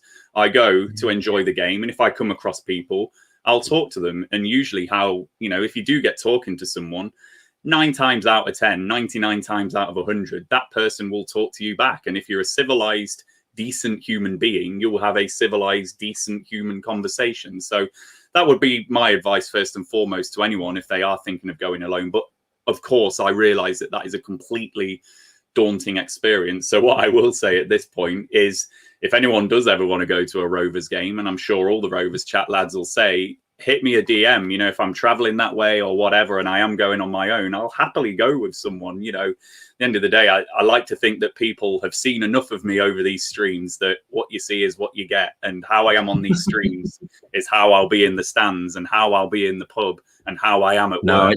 It's not true. He's a diva behind the scenes, guys. He's shocking. But that's my main advice, Joe. If people are just good human beings, and I think we can apply that to all facets of life, and that's the bit I want the pandemic to teach us, that behind the NHS, these are all human beings who are treating everyone in those hospitals. Behind all the schools that have been in and out, these teachers are human beings.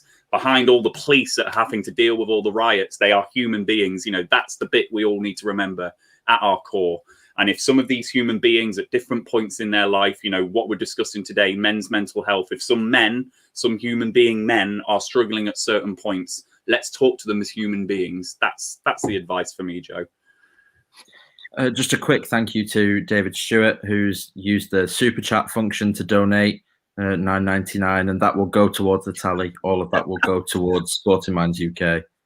I'm just laughing at Piccadilly. It's hot in this garage, Piccadilly. Oh yeah, he's ridiculous. You want to see his expenses, all these lunches he's going on. And I like this as well. I keep things light and say Ryan calling a Burnley fan human is the highest compliment a Burnley fan can get. Absolutely brilliant. And Luke, just from you as well, it might not be that there's a particular piece of advice, but is there anything else you want to add to this conversation? Is there anything you would say to anybody that's a little bit apprehensive about getting back to the football, perhaps struggling with their mental health at the moment? I think we've touched upon it. We've stressed it. We've tried to highlight as much as we can, but talk. It sounds simple, but for a lot of people, it's very, very difficult to reach out and to speak to people when you're in that situation, and when you're struggling, when you're apprehensive and anxious. You might not be, you might not find it that easy to do that. But like Ryan said, we're all human beings, and I like to think that certainly us guys at Rovers Chat are all good human beings, nice enough guys, don't take ourselves too seriously, and we're very approachable. So we're all happy to be a shoulder to cry on, even an ear to listen, and we'll always be there at Rovers games. At least one of us is going to be there or thereabouts, whether it be home, whether it be away. We'll all be there. And if you reach out to us as a channel and as people, we'll do our very best to make life and make football and make everything that comes with it a little bit easier for you as people and as human beings, as Ryan said. Absolutely, and I think we'll end things on a really positive note that obviously we're back at Ewood tomorrow for those of us that can get there. The season's coming, and forget about on the field and whether we'll finish 6th or 21st. Getting back to Ewood is a positive thing in general for most of our mental health. Maybe not heart conditions, But in general, it's a good thing, and I'm certainly looking forward to getting back there tomorrow. And it'll be great to see some friendly faces, and I'm sure Luke will say the same. And Ryan, you see us, come and say hello. Have a chat. I mean, don't throw abuse our way, but come and say hello. We'll happily have a conversation and chat about Rovers. Get the away end at foul bouncing with Rovers analytics. Yeah, that was a little bit embarrassing, but yeah, Sam Wright definitely will be off a bit there. I would just like to say thank you to everyone that's donated so far. We've reached £645, which is absolutely incredible. I certainly wasn't expecting to be at that point already. Hopefully, we're going to smash last year's target. We're only £30 or so away from last time out, so that's absolutely fantastic. If you're yet to donate, you can donate via rcdonate.com. It's all for a great cause. If you want to do what David did and donate via a super chat, then you can do that as well, and we'll send all the funds over the way of Sporting Minds UK. So, Ryan, Luke, thank you for joining me for the quiz, and thank you for giving your thoughts on men's mental health and mental health in sport. I really appreciate that, and I really appreciate you opening up for us. We are going to watch a couple more videos, and I'm going to bring in some new panel members, and we're going to discuss the 2021-22 season. If you're waiting for the next Kahoot quiz, we'll be going live with that quiz at around 9 o'clock. Feel free to keep us on in the background, because I'm sure you're going to want to hear our thoughts on next season, and we've got some great panelists to come. If you want to go and come back, I do understand. The pin will be running along the bottom. It's 4925317. Thanks, Luke. Thanks, Ryan. Your massive thank you for all that you're doing with this tonight. We've put together a great thing, and you've put a lot of effort in for that. So all the best for the rest of the night. I'll be doing the quiz, and guys, keep donating to a great cause as well. Yeah, Joe, thank you. Definitely. And I'll just say to everyone, it's okay not to be okay. And that first step of reaching out and talking is probably the most difficult. But once you've done it, you know where we are, everyone. So please make sure you do it. Brilliant. Thanks, guys. See you later.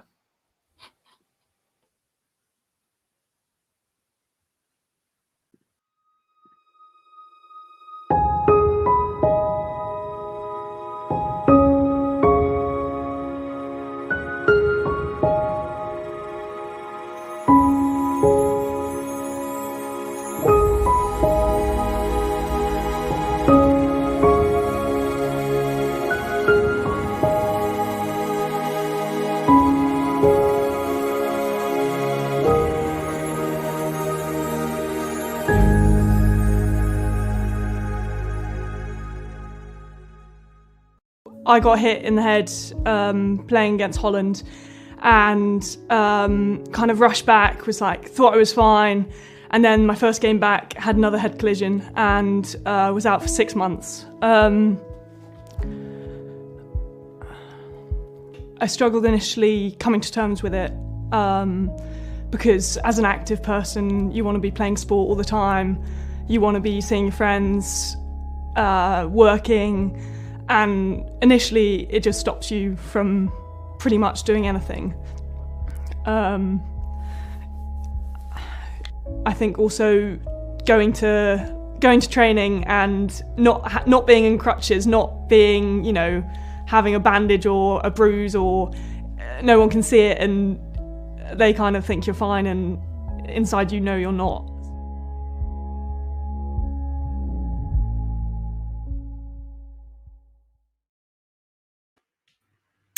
Okay, so we are back. We've done some technical magic in the background, and we've got 3 new panelists joining me. We're going to talk all about the new season. We're going to hopefully do some predictions for where we think we'll finish, talk a little bit about the transfers.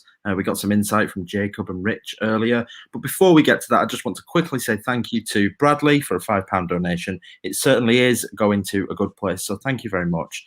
And Oliver with a £20 donation.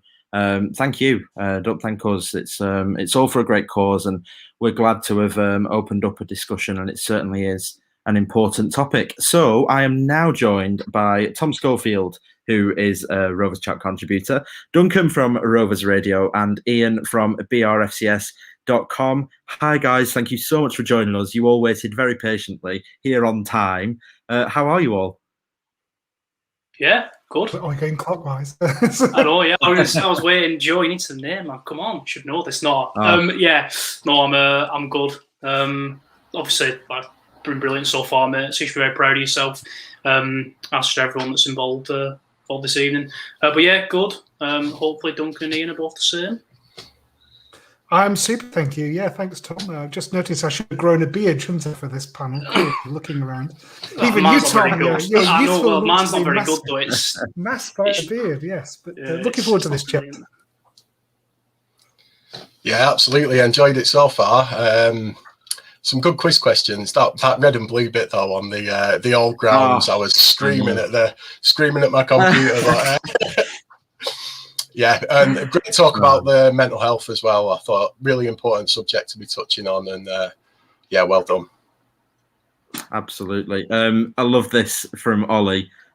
Is that Ian Herbert or is that Ian Diaz? I love the shirt. Absolutely love that. That's class. I'll take Diaz. I'll take Diaz. On that topic, that flows us straight into question number one. We're just going to rattle through a bunch of questions for the new season, and we'll head straight into the, as Aaron Holtz named it, the Viva La Brereton conversation. A great summer for him. And Ian, seeing as you're wearing the Chile shirt, I will start with you. Will he push on this year, and how many goals do you think he can get? I think it's done wonders for his confidence, and I think it's done wonders for the way that we as fans perceive him now. I think the general outpouring of emotion has been absolutely superb. And we're hoping to debut the massive Chile flag tomorrow. Don't know if you saw the Rovers video that came out yesterday, but it was lovely. Yeah. The lovely flag from the lovely fans, the lovely crowd. So bless him. I think we've taken him to our hearts now, haven't we? He's very definitely won us over. I thought he looked really good in Copa America, I have to say. Considering he doesn't speak the language, considering he was just dropped in to a squad of players that are purportedly so much better than him, I thought he held his own. I thought he brought something different to the side. He scored a cracking goal. He could have scored another superb header. So I think it bodes really well. But if Marcelo Bielsa is looking at him and sees something in him, I think that's got to count in our favour. It's either a massive check or hopefully a decent goal return. So I think if Armstrong leaves, I think this could be the making of it this season. I really genuinely do. But it depends on how Mowbray plays him. I think we've got to try and get him involved and use the physicality and presence that he brings in the way that Chile did. But 10, 12 goals has got to be a minimum target this season. I think we've really got to see him motor on from what we've seen in previous seasons. But I'm very optimistic about the lad. Looking forward to see him progress. Cool. Duncan, do you buy into Brereton mania? And I guess to develop on that question, would it be plausible for Brereton to hit double figures if he was still playing out in that left forward role? Or is it only going to be, is he only going to really get that chance if he gets the chance through the middle? I've got to admit, I've hammered Brereton on our shows pretty regularly. It's a bit of a thing. Chris Martin, who I know is listening now, thinks Brereton will win the... What's that?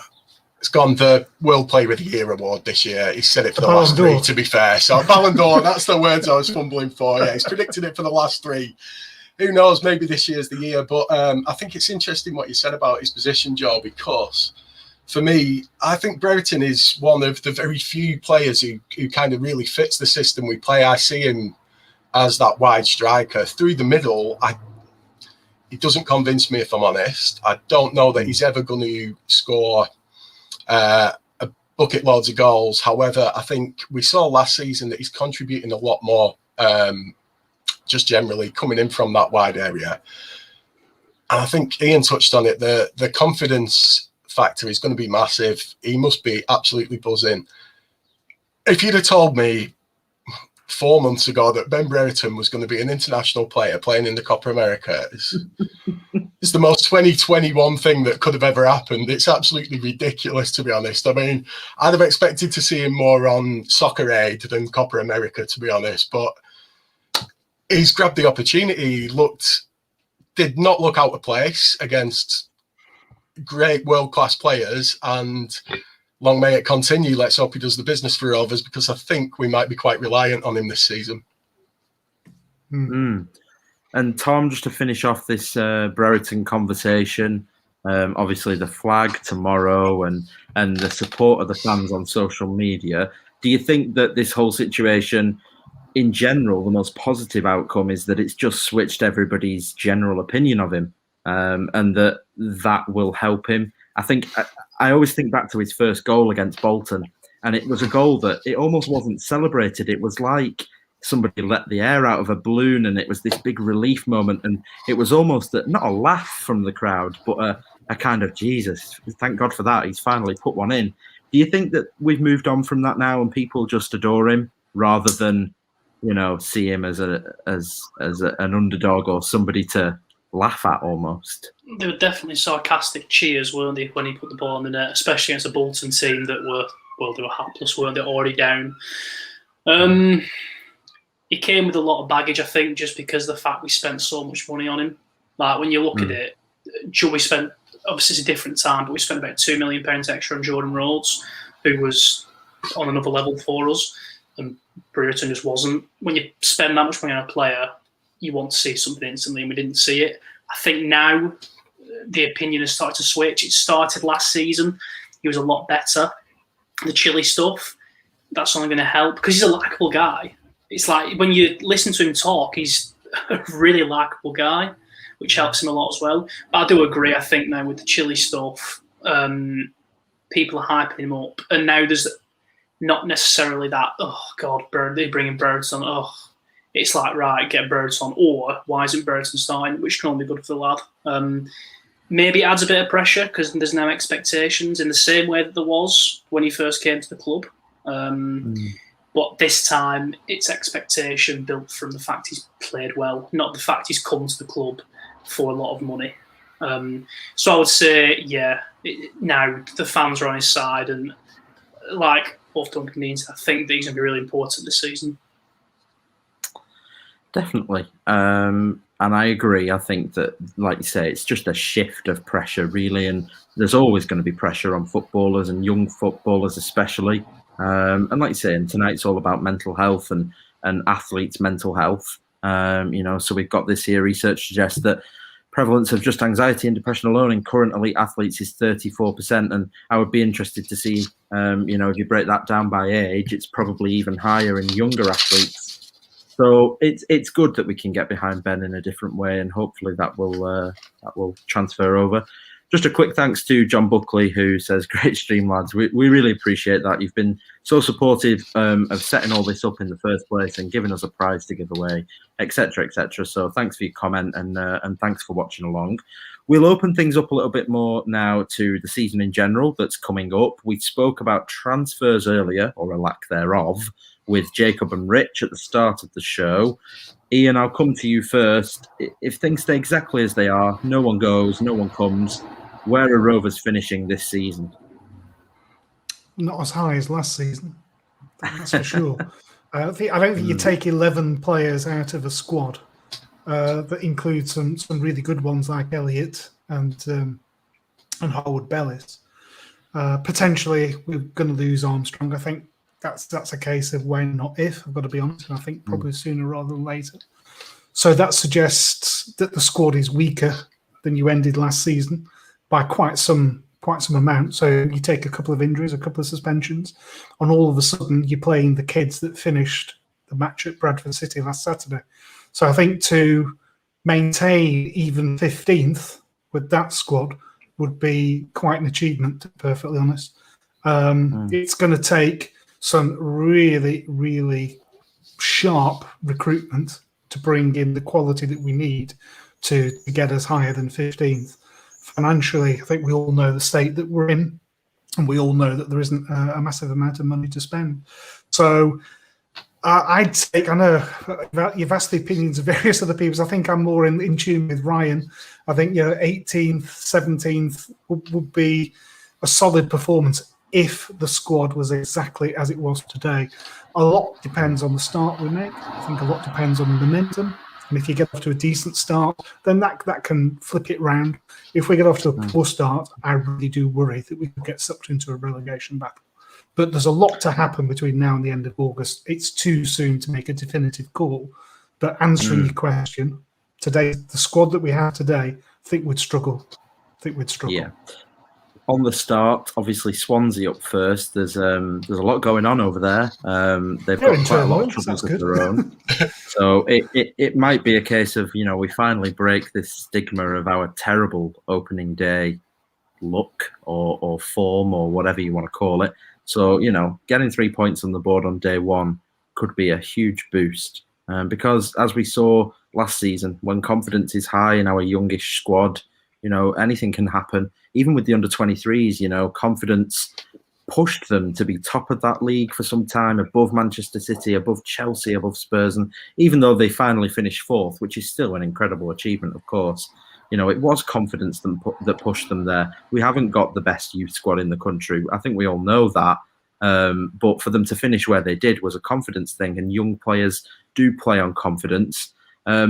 Duncan, I'll ask the same to you, and I'm sure that you'll have a similar response to Ian in that it's too early to give a definitive answer. So maybe I'll twist things slightly. How snookered are we if Armstrong goes, or when Armstrong goes?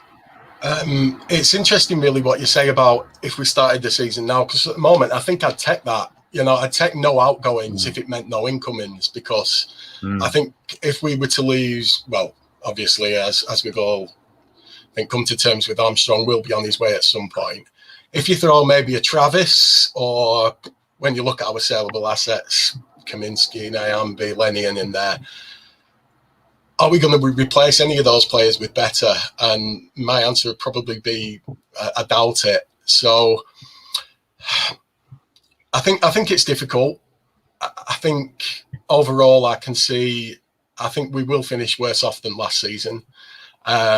Hopefully with enough points to stay in the division, basically. I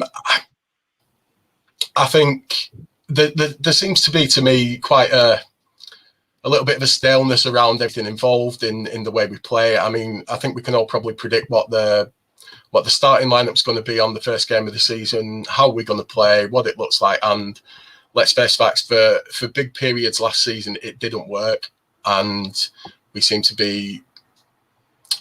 We'll try and do the same things again with potentially a weaker squad, and as you can probably tell, I'm not full of optimism for the coming season. And I think I've struggled to find many people who would suggest that we'll finish above where we did finish. Of course, a slight saving grace from my perspective is that your players like Lewis Travis and Darragh Lenihan are only growing in their experience. We did miss Travis for a quite a long period last season. We did miss Brereton. But it's silly to say that because injuries come every year. And the players that got injured last season could get injured again this season, and probably will, because injury proneness is a thing as well. Tom, a question for you, and we'll develop it again slightly so that we're not all answering the same one. Obviously, where do you think Rovers can finish if we go into the season where we are now? But Mowbray entering the last year of his contract, what's the long-term direction here if Mowbray is not going to be around after this season? Let's say we do manage to finish around 17th and just stay in this league. What then? What do you think the goal can be for us? Is it just that youth progression and bringing through academy players? Have we got to scale back, or have we got to go on a big push? I think with regards to this season, last season, I was very confident. I think I predicted on your podcast team we finished fourth. So I've still got the recording, Tom. That came back to bite me. And this season, I would go along with both Duncan and Ian and say anything. If we got 15th, I'd be over the moon currently.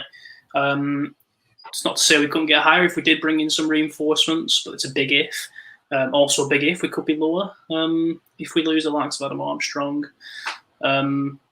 As for long-term plans, I think it depends whether you're asking for what my long-term plans would be or the club's. I don't think the club has a long-term plan.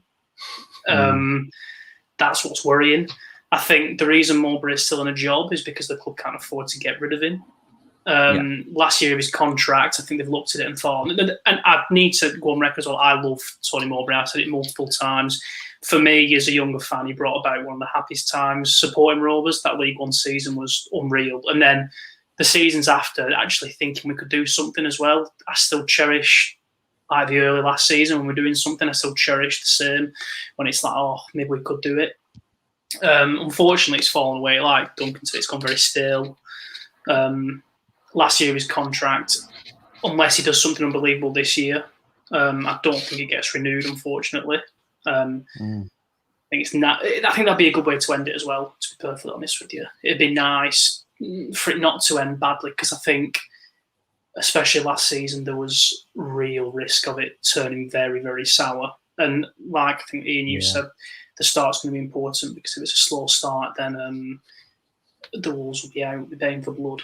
Fans back in the ground will make a difference, one way or the other. So whatever the direction of travel after 4 or 5 games, the fans will either share their anxiety with the players, or will get behind a team that's playing well. I think it polarizes the emotion having fans in the stadium. So the good times are better, and the players can feed off it. But if things don't start well, I think the atmosphere can turn toxic quite quickly. Yeah, it's a vicious cycle. The players haven't experienced that for quite some time. So I think that's going to be different. It's hard to tell what the atmosphere is going to be like, because I think the temptation is to sort of say we will all be so ecstatic to get back in the ground that we'll just be really up for it. But I'd love to run a sweep now on the first, oh, bloody hell, from the crowd when something goes wrong with a misplaced pass. And I guarantee it'll be within the first minute. Somebody will go wrong. When we lose the coin all of toss, that will be forgotten, and we will be back as Rovers fans. Spot. It is, but like, that again, agree with everything Ian Duncan said there. It's tough at the moment. Not really painting a happy picture, am I? Well, it's most unlike you, Tom, I have to say. I thought you were there to balance out me and Duncan. So you're joining us. Come on board to the press. I think one question I would put out there, and I'll ask you, Duncan. If we don't bring anybody else in, especially if Armstrong leaves and Mowbray is here for the season, without additions, surely when you look at our squad and you look at where the depth is and where the depth isn't and how we're going to have to play, surely the answer is to play on the counter. Surely the answer is to use Ben Brereton's skills on the break and Joe Rothwell's skills on the break and play 5 at the back and give up possession and stop trying to win games by dominating the ball. Or that's the way I see it anyway, and anybody can feel free to disagree with me there. It very much feels like there's a stubbornness at the moment that we will play this way no matter what. We will play the 4-3-3. We will try and win games with 70% possession. And against your Peterboroughs and the Wickhams and the Hulls, perhaps it might work, but unfortunately there just aren't enough Wickhams in the league. And especially if you lose Armstrong, who's got that final touch at the moment? So is shifting to, take Mowbray out of the equation. If you're the manager, would you go to 5 at the back? Would you play on the counter and give up that possession, Duncan? I'd play 4-4-2 all day long, because I just like that. And I'd get 2 wingers. I'd have Rankin, Costello and Dolan out wide, whipping balls into Gallagher instead of the other way around, because I think we might get a bit of joy out of that. I think we need to mix it up a little bit. As I said before, to be honest as well, I found this possession based, when it works, it's great. When we're hammering teams 5-0, it's brilliant. But for much of last season, sat in the same spot, watching a screen, the games all kind of melded into one, and they were dull for a lot of it for me. I think it was ineffective for long periods of time, and yet we need to find something different. I mean, I've been critical, saying we seem to expect players to do things that naturally they aren't very good at. Sam Gallagher being a prime example. When he gets on the end of the cross, he looks decent. Our fullbacks are expected to do the work of 2 or 3 men every game, and it does seem quite stubborn the way that we play. It's interesting you mentioned about leaving Tony Mowbray out of it, because that probably would be my choice. But if we had a different manager who was a little bit more dynamic, maybe, I know the name always gets thrown out there, but Gareth Ainsworth. Now, if Venky, Steve Waggett, or whoever came out and said to me, right, we're gonna have a fallow year, we're not going to bring anybody in, we're going to go for it with the kids, I'd feel a lot more confident with a different manager in charge, you know, bringing through these young players. Because let's be honest, we're going to have to see a lot of them take up more of a key role than we have done over the last few years. You know, it's a big season for the likes of Rankin Costello, Buckley, Wharton when he gets back fit, and probably several others as well. But I think we need to probably play to some of these players' strengths a little bit more, rather than rigidly sticking players into this formation that Mowbray seems to favour, that probably doesn't do a number of our players any favours. I'm just going to move on quickly. The final topic that I wanted to touch on is, of course, the currently injured Bradley Dack. Obviously was the talisman of our team not so long ago. Came back, scored a goal, scored a couple of goals, and you thought, okay. And you thought to yourself, well, Armstrong goes, at least you've got Dack to slot back in. Then came the second injury. It's hard enough to recover from one of them. Now the other knee's gone. Tom, Ian, this is to both of you, really. One, will Bradley Dack ever be Bradley Dack again? Will he always be injured? Will he get back to what he can be? And two, if you do lose Armstrong and you get Dack back in October time, do you then build that team around him if he's fit? And Tom, I'll start with you there. I think he could get back. I think there's evidence in the past of it happening. 2 ACLs isn't necessarily a death sentence on his career. Will be tough, 100%. I think a lot of it, and it's obviously quite apt given the charity that we're raising money for, but I think it comes down to his mental toughness. It's got to be difficult to have gone for a full 12-month cycle, over 12 months, weren't it, I think, to get back playing. And just as he starts to play well again, sort of like Brentford game when he got injured, he was actually very good. For it to happen again, it's got to be, well, it's heartbreaking, isn't it? So it's going down to his mental toughness. I still would say that if we had a fully fit squad, Bradley Dack is our best player. I do think he's better than Adam Armstrong. People disagree, I know, but I do think he is. I think no one can offer the ability that he offers. So I'm going to say, because I do need to be positive at least once, that he will come back middle of this season and he will absolutely tear the league apart. And when we inevitably lose Adam Armstrong, we'll be asking who he even was, because Bradley Dack will come back in and score 18 plus goals from the number 10. So basically, we're going up. Is that what you're saying? Well, I'm not. Well, listen, I've predicted. Is that what you're Third. I said fourth last season. I would say Josh also said fourth. It wasn't just me. I wasn't alone in my. Said automatic promotion. So yeah, well there we go. So I wasn't alone. You weren't even the most optimistic person on the panel that evening, which is saying quite a lot. Well, I do tend to, but I'd like to know your thoughts, Ian, to be honest with you, because you tend to have more level-headed when it comes to this type of thing. Well, I don't think we can build a side round a player that isn't going to be back fully fit until probably the turn of the new year. That would be insane to sort of like pin all your hopes on him coming back. So we have to work out a way of playing now for this season, and then if and when Bradley Dack comes back fit and firing, then you work out how to integrate him and get the best out of it. He's a player unlike anybody else at the club. He's a player that can make things happen. I think, well, he never had pace, did he? He used his brain and he used his positional sense and his passing ability. So in that respect, I think the omens are good. There's no reason why he shouldn't be able to recapture that kind of form. I think you touched on it. The issue will be between his ears. It will be when there's a 50-50 ball, does he go in for it? Does he stand off? Does he hold back from a challenge? Is he willing to put in the hard yards? Or will he just, maybe even subconsciously, just hold back a little bit? All those things need to be tried and tested. to come back from 2 injuries like he's had is unusual. It's much more possible these days because of advances in medical science. So I'm sure he'll get the best care and attention. But we have to see him as a bonus player in January or February. I don't think we can. We shouldn't write him off, kind of thing. We shouldn't bake him into our plans in August. Yeah. We should be thinking about how we're going to play from August through to January without Bradley back. And then if he comes back and he's fit and he proves himself, so much the better. And we can try and integrate him. But yeah, it's just such a massive, massive loss for him and for the club, obviously.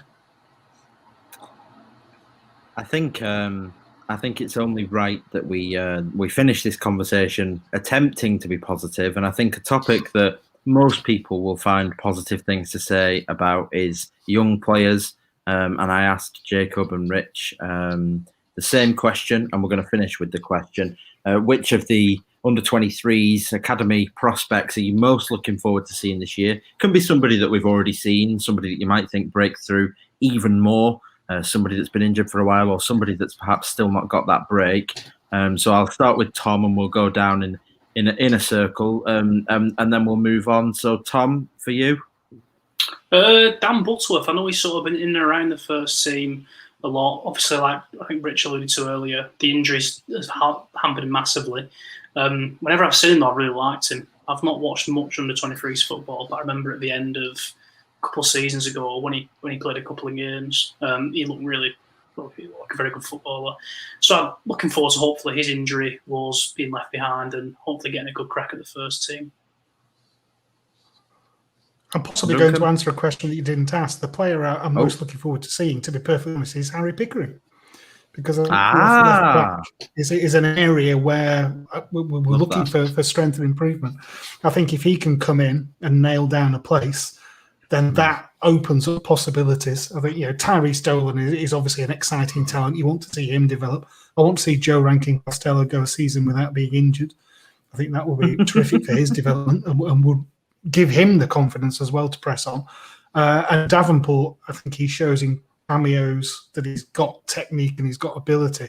But like so many Rovers midfielders, he needs to do it game in, game out. You can't just flit in and give a little cameo and then disappear for weeks on end. There's going to be a lot of opportunities this season for youngsters.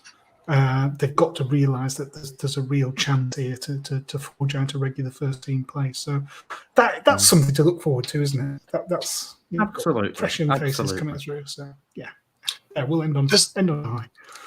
There's a lot of them in there. There's, when you look at it, I think that is the one thing to get really positive about. For me, can't wait to see Dolan in the flesh. Love a proper winger.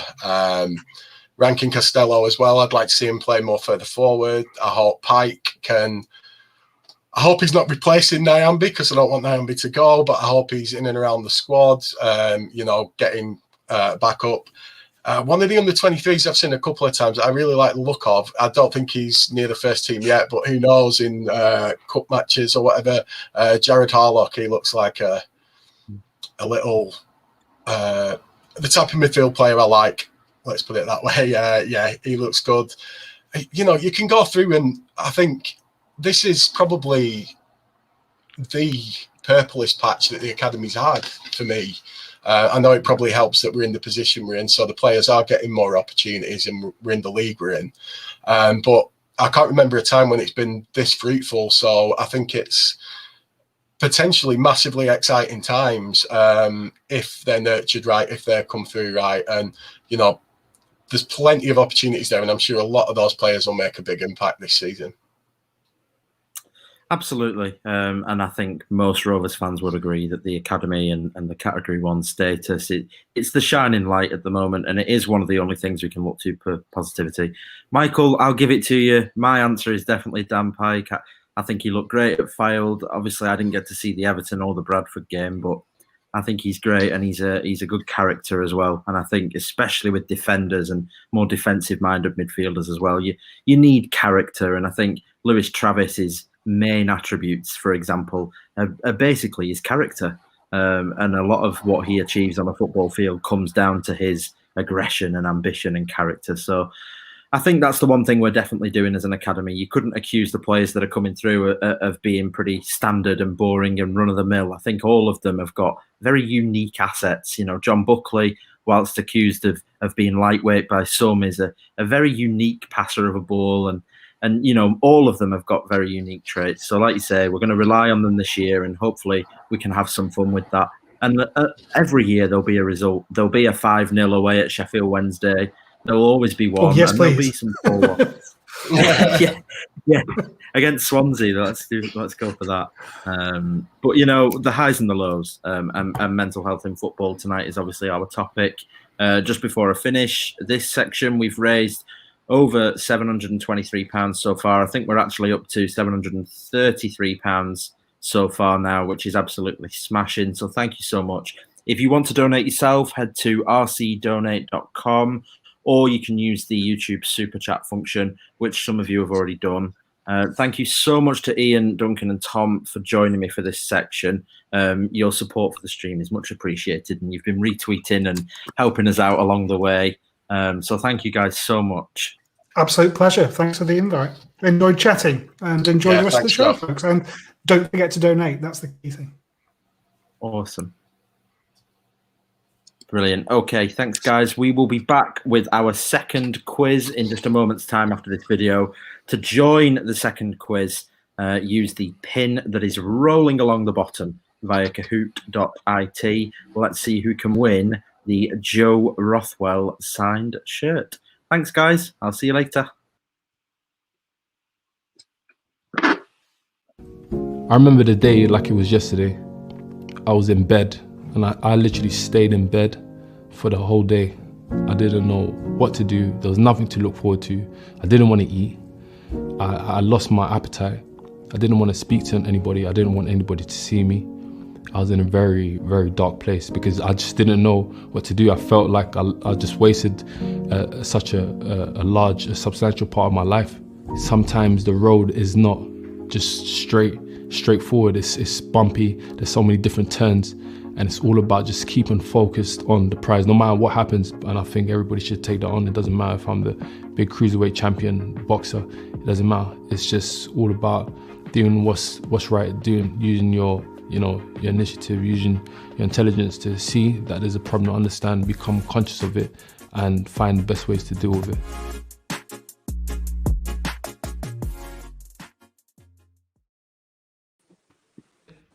Hi Rovers fans, it's Sam Barnes here. Hope you're all having a great summer.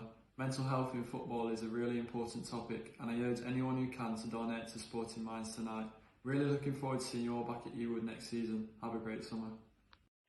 Hi Rovers fans, it's Joe Rankin Costello here. Hope you've all had a good summer. Just want to speak about mental health in football and how it's important. I urge people to donate to Sporting Minds if you're able to. Thank you. Hope to see you next season. Hi Rovers fans, it's Dan Pike here. Hope you're all having a good summer. Mental health in sports is a really important topic, and I'd urge anyone who can to donate to Sporting Minds tonight. Really looking forward to seeing you all back at Ewood. Hope you have a great evening. Well, from a chat about the academy players to some very, very, very appreciated videos from Sam Barnes, Dan Pike and Joe Rankin Costello. Very fit, very apt. And I'm now joined by Alex Lomax and Tom, who stayed with us from the last segment, because we're going to get our second quiz underway. Hi, Alex. How are you? I'm good, Joe. How are you? Yeah, not so bad. It's been a long hog. We started at 7, and this is the second quiz of 3. So I don't know what I'm going to do. It might be a late night trip to McDonald's for me because I've not had any tea yet. But we'll see. We will see. And Tom, thanks for sticking with us for the quiz. So many of you have joined us already. So the Kahoot pin is there on screen. It's 492-5317. You're better on a second device if you can. It'd be much easier for you to get involved. It'd be easier to follow along. We will try and keep technical and quiz question issues as far away from us as possible, but who knows? And we'll just blame Dan if anything goes wrong, as per usual. I guessed, of course, Dan's working away in the background, helping me make this happen, and he's doing a great job, and he often doesn't like to accept much credit. So thanks to Dan. And if it does go wrong, then, you know, then not thanks to them. So, Alex, Tom, are we confident about the quiz? Don't know. I was first for a bit on my last one, and then just sort of tailed off at the end. So we'll see, won't we? Alex, what about you? I think I'll use the technicality of not being allowed to win your own quiz as an excuse for my pretty bad. I think if you know anything about me, anything pre-2010 is pretty sketchy. Like, the world might have been flat before then for me, so we'll see. Okay, so we'll just let as many of you join as possible. So we'll give it a minute or two because I don't want anybody to miss out. Some of the names there we definitely can't read out. There's one on the 4th row, which I'm not going to come out with, but it's very funny, so fair play. We've got a Yordi, which I'm loving, brilliant. Shabani Nonda, Joe's mum. Is that somebody pretending to be my mum, or is that actually you, mum? Let me know. Finley McKenna, who was Joe, first for so long. She wasn't. Yeah, well, we never know. We'll see. Finley, who was first for ages last time round, but flew down to like 21st by the end. Waggett's mate. I don't know who that is. I mean, I know who Waggett is, but I don't know which friend. Preston BRFC. Gabs. Shebby. Is that a Shebby Singh reference, maybe? Alex L, I'm assuming that's you? It is, yeah. Cool. Okay, well, we'll give it another 30 seconds or so, and then we're going to start. Again, it's 16 questions. So whoever's first at the end will be winning. Let me get the graphic for you. A signed Joe Rothwell shirt from last season. It's a home shirt, as opposed to the away shirt that John Buckley had signed. So thank you very much to Joe Rothwell. And thanks to John, of course, who donated a signed Sure, have you shirt. seen one of the names, the apparel? I'm a big fan of that. Oh, well, I hope that's Ryan. I really hope it is. Oh, there you go. It is actually me, but I doubt I'll be appearing on your leaderboard. Well, there you go. Well, good luck, Mum. I hope that you win, so then we get to keep the Joe Rothwell shirt, eh? Okay, so Dan, if you're there in the background, I think we should make a start. Let's get the second fan quiz of the night underway whenever you are ready, mate. Locked. Here we go. Okay.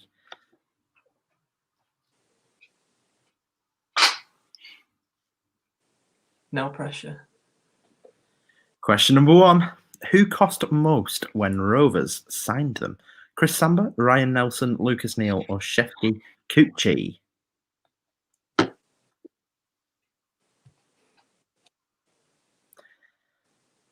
Remember, the faster you answer, the more points you're going to get in the leaderboard. So Googling and Wikipediaing isn't really going to be your friend here.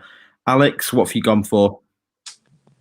For some reason, I went for Lucas Neal. I've got no idea why, but I think we got Samba very cheap from, was it Hertha Berlin or something like that? And I wasn't sure about Ryan Nelson, but I felt like Lucas Neal maybe. It was in that late 90s spell, I think. I just like to smash the cash. I went Shefty Kuchi. I don't know why. I knew that Samba was very cheap, like Alex said. Wasn't too sure about Nelson and Neal. I just thought Kuchi seemed right because I know that he was at a club and got a few goals prior to. Well, we're about to find out. I was wrong. Oh dear. Correct answer was Lucas Neal. There you go. So 19 go wrong with Kuchi and 19 go right with Neal. 11 wrong with Samba, 5 wrong with Nelson. Let's have a look at the initial leaderboard after question number 1. Who's on top? It's Apparel and Alex in second. By the way, guys, don't worry. Alex cannot win the quiz that he's competing in. So if he does come first, he won't be getting the shirt, unfortunately for him. But yeah, we got Dizzy Thumbs, Yordi, and L Scotty2706 making up the top 5 after question 1. Question number 2. Along with Andy Cole, who else scored in both legs of the League Cup semi-final in 2002? Damien Duff, David Dunn, Craig Hignett, or Matt Janssen? Who else scored in both legs of the League Cup semi-final? Interesting. Tough one. Alex, any original thoughts here? I went for Matt Jansen purely because of his goal scoring record and the number of goals he scored in that kind of time frame. No other reason for me, really. I think, was it Sheffield Wednesday we played? I remember making that up. But yeah, that seemed about right to me. Tom? Craig Hignett, and that seems to be the one. So It certainly does. It certainly does. 24 go wrong with Matt Jansen. And yeah, 14 of us right with Hignett. So well done, Tom. Let's have a look at the leaderboard. Ooh, climbers. Okay, so Apparel still on top. We need to figure out who Apparel is. Jonathan Secker in second, Glenn in third, Elliot in fourth, and CDG 1896 in fifth, making up our top five. Let's move on to the next question. Which of the following teams did Rovers not beat in the 2018-19 pre-season campaign?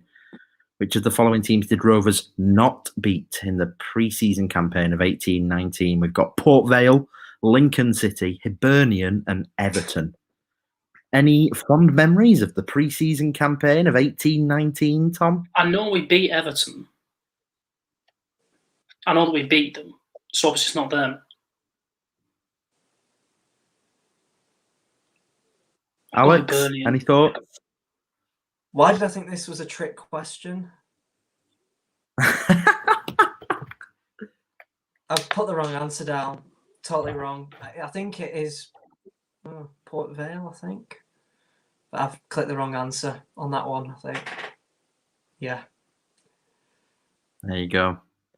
Which of the following teams did Rovers not beat? For some reason, I didn't register that 18-19 was actually 18-19, so I thought the trick was that we didn't actually play Everton, even though we did beat them. Kind of overthinking Oh, I see. Yeah. Okay, next question. Oh, well, let's have a look at the leaderboard first.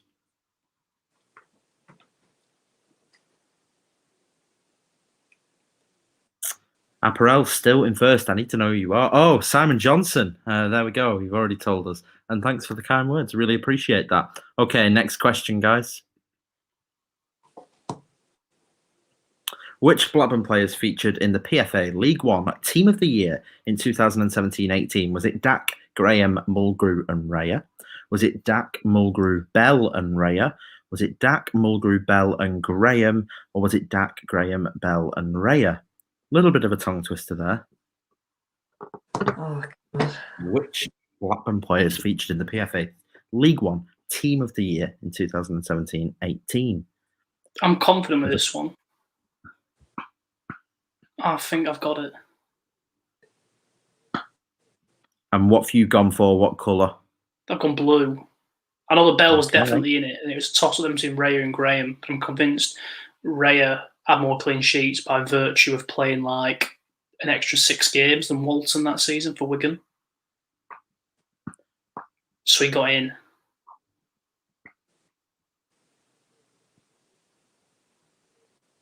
We'll see. Oh, I was wrong. It's Dak, Mulgrew, Bell and Graham.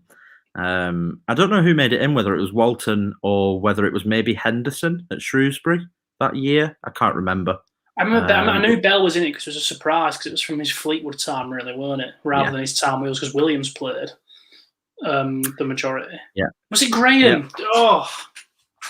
So 26 go wrong with red. 13 of us go right. I thought it was Dean Henderson. Yeah, he did have a good year with Shrewsbury, even though he was a little bit of a something that year. So Elliot climbs with an answer streak of 4, and Waggett's mate, bringing up the rear in the top 5 there. Let's move on to the next question.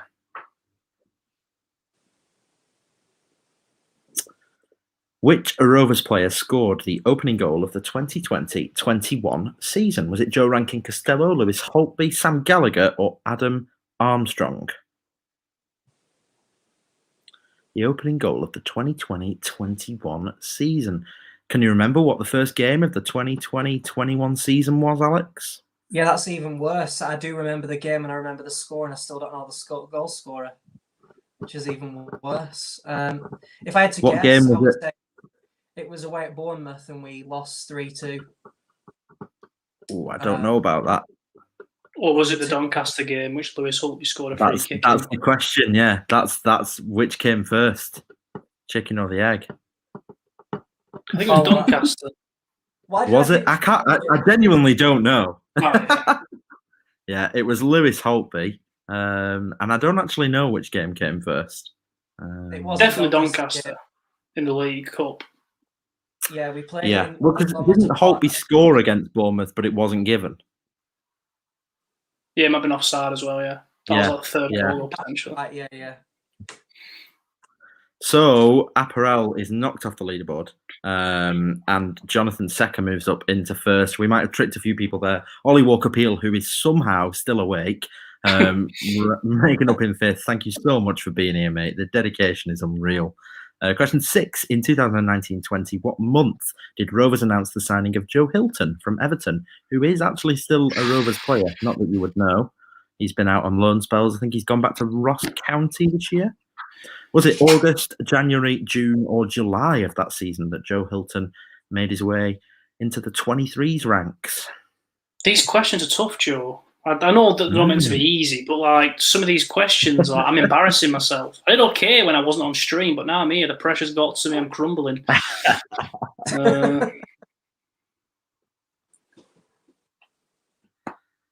I really do not have a clue. Ollie James, 100% so far, lads, but 100% wrong. Love I have to come for a Alex, guess. what have you gone for? What have I gone for? I went for June purely because it's in the summer, and yeah, it's wrong. There you go. 22 go right with July. Right thought process. Tom, what did you go for? I just thought it was another trick one, so I went January. No. Jonathan's on a streak here with 6 correct in a row. Braveheart making up 5th. And let's move on to our next question. Number 7. Who knocked Rovers out of the 2018-19 EFL Cup? Was it Doncaster Rovers, Everton, AFC Bournemouth, or Stoke City? Remember, the faster you answer, the more points you're going to get.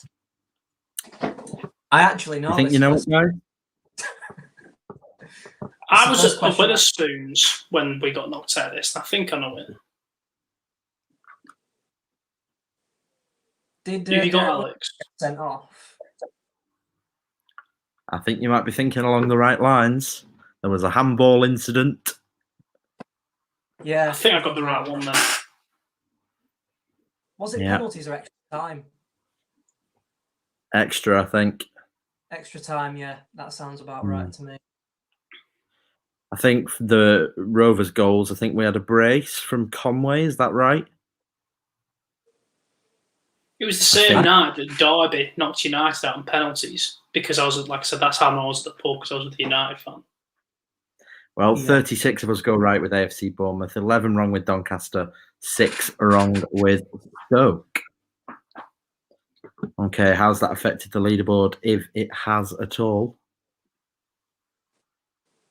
Oh, well, Apparel, which we know to be Simon Johnson, has moved back up into first position. Jonathan Secker is battling away with him there. Let's have a look at the next question. Which goal won goal of the season in 2019-20? Was it Tosin Darabayo versus Man City? I don't remember us scoring a goal against Man City. Another professional. Yeah.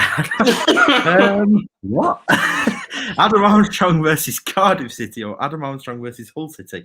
I don't know what has happened there. Dan might be able to answer that one for us. Dan must have thought it could be an easy one. I think Dan must have thought the 9 losses in 11 run was actually 9 wins in 11. It went up. It was Bristol City, apparently. That was supposed to be. And I do remember the goal. It was a great goal. Should I remember that goal? Yeah, it was at home. It was towards the end of the season. It was a curler. It was like a striker. It was the first game back after lockdown. It was when it was like the first game back after the thing started again. The season started again. Correct answer, of course, was the screamer right near the end of the season against Who went Cardiff. Adebayo versus Man City? Please Somebody comment. Oh, brilliant. Okay, so Jonathan Secker into first position, Elliot in second, Apparel in third, Ollie Walker-Peel in fourth, Braveheart in fifth. Next question, please, Dan.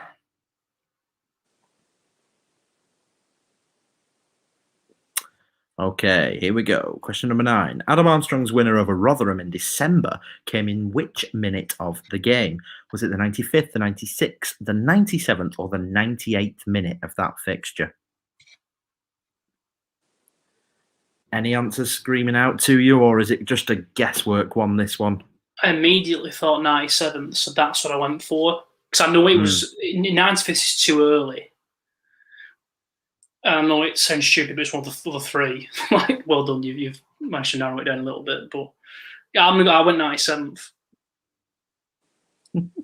So did I. I love Actually. this, The only reason is because 7 is my favourite number of those, so that was kind of it, really.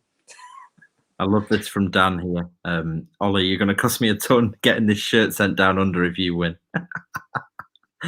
Which is very true. An incredible dedication to be up and playing along with this quiz. Correct answer is 98. 20 of us go wrong with 97. You got to remember, as soon as it ticks over to 97:01, that's the 98th minute. So See, I was tripping me up. Yeah, you're right. That's silliness. Tough one. Very tough. And Jonathan Secker has paid the price. Elliot, who I'm going to assume is Harvey Elliott, up in first, Apparel in second, Braveheart in third, Jonathan Secker and Ollie Walker-Peel make up the top 5. Let's move on to question number 10, which is, which club did Scott Wharton spend time on loan at during the second half of the 2018-19 season? Was it Northampton Town, Lincoln City, Bury, or Cambridge United? He's been to a lot of clubs, all of which are listed on there. But which team did Scott Wharton spend time on loan at during the second half of the 18-19 season?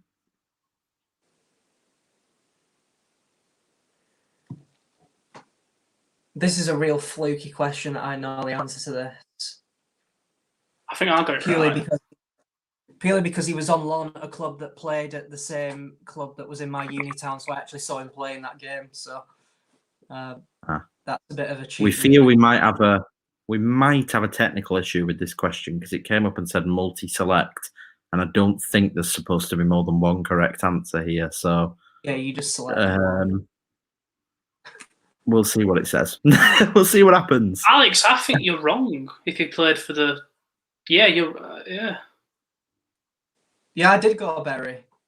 Oh, I thought you went uni down south.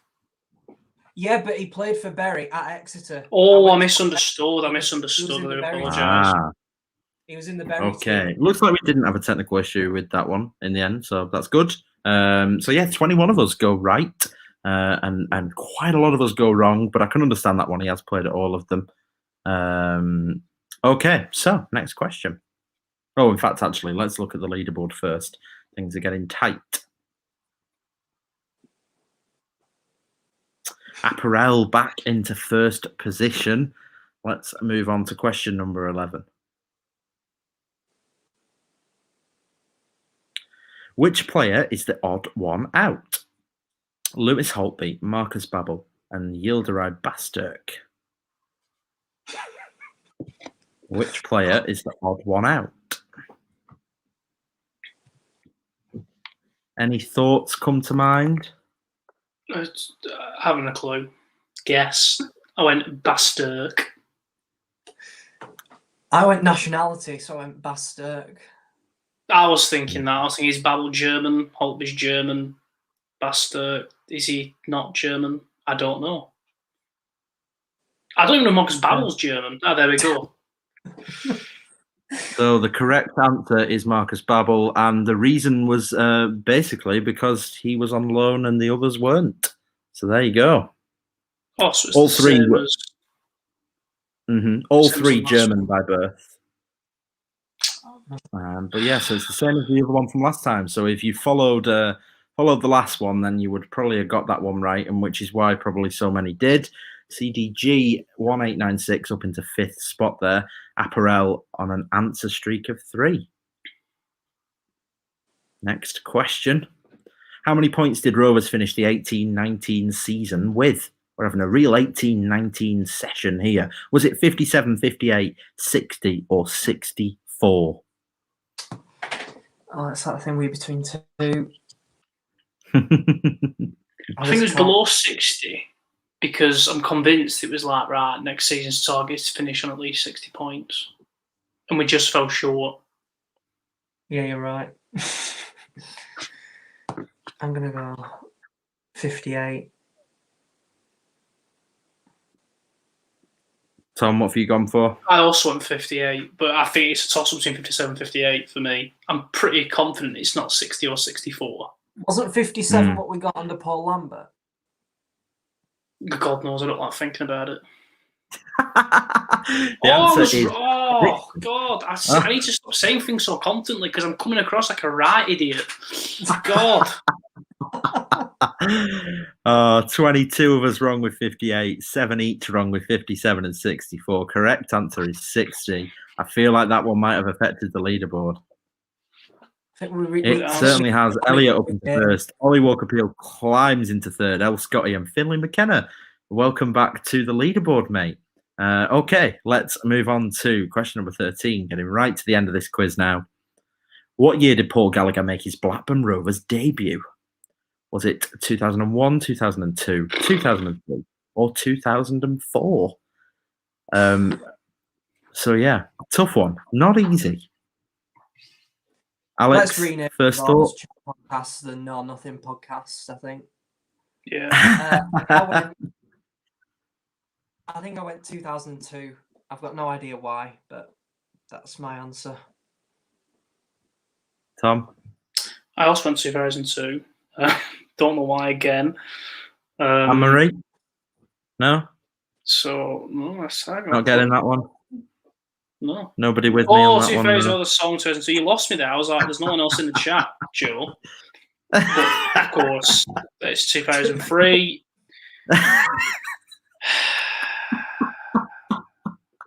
Oh, unlucky. I thought Luke and Ryan Hildred. Ryan is on the streak. Elliot on an answer streak though in 1st, pulling away from the pack. Elliot and Apparel as we enter our 14th question. Who was the shirt sponsor when Rovers were relegated from the Premier League in 2011-12? Bet24, Daffabet, the Prince's Trust, or Crown Paints? Remember, the faster you answer, the more points you are going to get. And at the end of this quiz, that's what's going to matter for who's going to win the signed Joe Rothwell shirt. Tom, Alex, I'm going to assume you know this one. Yeah, just bear in mind, everyone, that the club wasn't being run too great in that year, so we kind of didn't really arrange a proper sponsor. Maybe that's a clue. I think everyone should get this one. I think this will be one of the highest correct answers. But again, it comes down to speed. You know, it comes down to who can get it. That quiz logo is making me crave a pizza. Yes, 38 of us go right with Prince. Got wrong. Crown Paint's interesting. 7 wrong with Crown Paints, 4 with Daffabet, and 2 with Bet24. So let's have a look at the leaderboard. Shouldn't have changed too much. No, it certainly doesn't. All of our top 5 go right. We are entering our final 2 questions, and it's all to play for at the top. Okay, which player is the odd one out? Elio Van Heerden, Aaron McQuainer, and Benny McCarthy. Which player is the odd one out? Are you concerned about being stumped and being surprised? It was something stupid like, one? Van Heeren was left-footed and the others were right-footed, and I ain't got a clue. Oh dear. Alex, any thoughts? Well, I presume they're all South African from that flag, but other than that, I don't really know anything about any of them. Well, I do, obviously. That's a bit of an overreaction, but I went with the first guy because I'd never heard of him. I'd heard him from Football Manager. I knew him from that. I went, right! Well done. So 38 of us go correct. Why was he the odd one out? Well, he never made a Premier League appearance for Rovers, and the other two did. In fact, he never made a proper appearance for the club at all. So there you go. There were some other suggestions in the comments, but that was what the answer was. The top 5 all go right, which means as we enter the final question between Apparel and Elliot, it is all to play for. Let's see. Final question. Who scored the last goal in Steve Keane's reign as Rovers boss? Was it Nuno Gomez, Grant Hanley, Jordan Rhodes, or Fabio Nunes?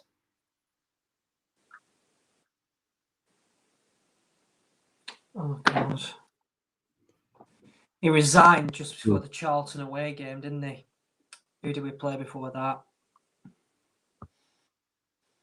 I don't remember the game, but I just feel like... I thought it was Morton Gams Pedersen with a walking stick. No, that was a less. That was the winner. I like You Nuno don't remember anyway. Van Heerden as much. That's brilliant. Okay, we've got a lot of answers in. Alex, what have you gone for? I went with Nuno Gomez because he scored a few goals at the start of that season, and I know Rhodes didn't get bought until a few weeks into the season. So Tom? that was my... But I know it. Well, I went Gomez, but I saw a couple people say Hanley. But I did go Gomez. Well, there you go. Hanley's the correct answer. We're pretty split here, 11, 17, 9 and 4. So we don't really know who's won because we could have a new winner. So the signed Joe Rothwell Rovers shirt will be going to somebody. Let's find out who. In third place is Yordi. Well done to Ryan. In second place is Apparel, which means in first place and winning the signed shirt from last season by Joe Rothwell is, of course, Elliot. So let us know who you are and message us on Twitter. And yeah, the shirt's yours. Well done. Congratulations on winning the quiz.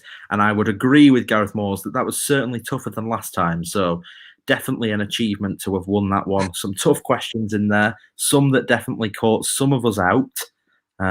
So yeah, Tom, Alex, thoughts on how you've done? Don't want to talk about it, to be perfectly honest with you. No, it was a good quiz, but I was quite confident the first time. Like, I thought, oh God, Ryan and Luke having a shocker here, not in the top 5. Oh, I'll be right.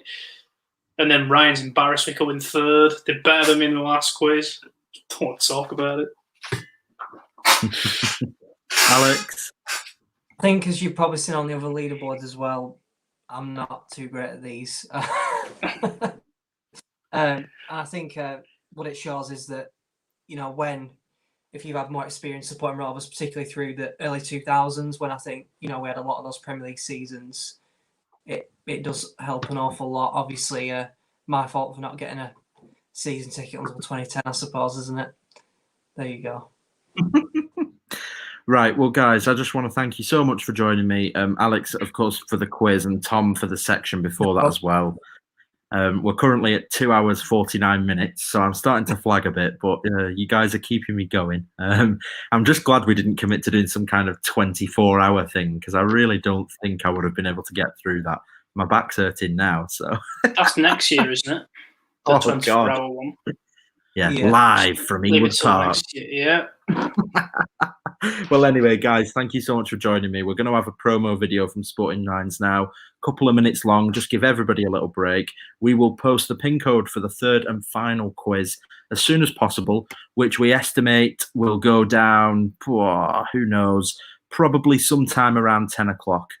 So within the next half hour, we will hopefully have that final quiz for you. It's all up for grabs. The brand new 2021-22 away shirt. In my opinion, the greatest away shirt the club has ever produced. I'm absolutely delighted with it. I can't wait to see us playing it tomorrow. And you could win it. Just the shirt, though, not the full kit, because we're tight. That's why I've not won any yet, because I was holding off for that special one. Of course. That's the only reason. Absolutely. Makes complete sense. So yes, if you want to win, make sure you stick around for that. We'll also have some 6 yards out vouchers, some Rovers radio vouchers, and a EFL Mitre match ball from last season to give away with various things. We've also got more messages from players and loads of other stuff to come. So thank you for sticking with us. There's loads of you still here. We'll have a final quiz for you coming soon. Thank you, Alex and Tom, and we'll see you in a couple of minutes' time. Cheers, lads. I've always been a cricketer growing up. That's my main sport. I came through Worcestershire cricket. In 2018, I finished my A-levels and left boarding school, a place that I loved and really enjoyed. And after that summer of exams, I went into playing a lot of cricket, pretty much most days, and went into a really hectic schedule. And that's when I started to struggle with some mental health issues that were related to my sport. My motivation to found Sporting Minds was mainly to try and create a strong support mechanism for mental health in young sports people, and to try and create a community and a hub where young athletes can be open and honest about their struggles. We've got a lot of high-profile ambassadors that we're working with that are doing a great job of setting the standard and acting as role models to try and show young athletes that if they can be honest and open about the issue and treat it properly, then anyone can. Sometimes it can be seen to be a bit of a burden to be honest and open about your mental health whilst playing sport. Maybe you feel that you won't get picked for a team as a result, but in actual fact, mental health within sport is being brought to the forefront, and it's a serious issue, and so being honest and open about it is really crucial and is extremely important. The best way for anyone to get involved with Sporting Minds is to follow us on social media. We're on Instagram, Twitter and Facebook, which is @Sporting Minds. That way you can really get involved with the community, help us raise awareness. My message to any sports person would be just to get involved with us and help us out and help us raise awareness. There's so many examples of sports people sharing their mental health stories that has benefited loads of individuals. So it's a really powerful tool.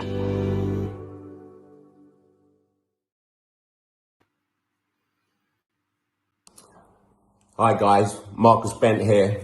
Sporting Minds UK is an incredible charity. It supports sports people with mental health, and it's something that's very close to my heart. So if you can donate anything, everything, it would be amazing. Thank you very much. I hope you're all well. Bye-bye.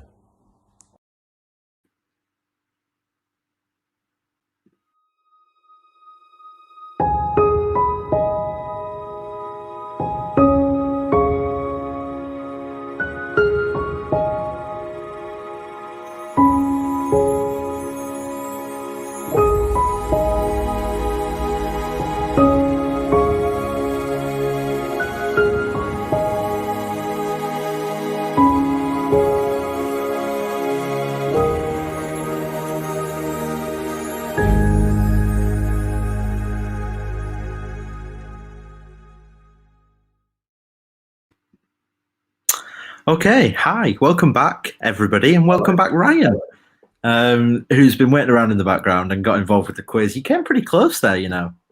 A few lucky guesses in the middle. That's why I got the street. So a couple of those were horrible questions, weren't they? But no, I was pleased with that. All good. Well, listen, guys, we will have the final Kahoot code with you as soon as possible.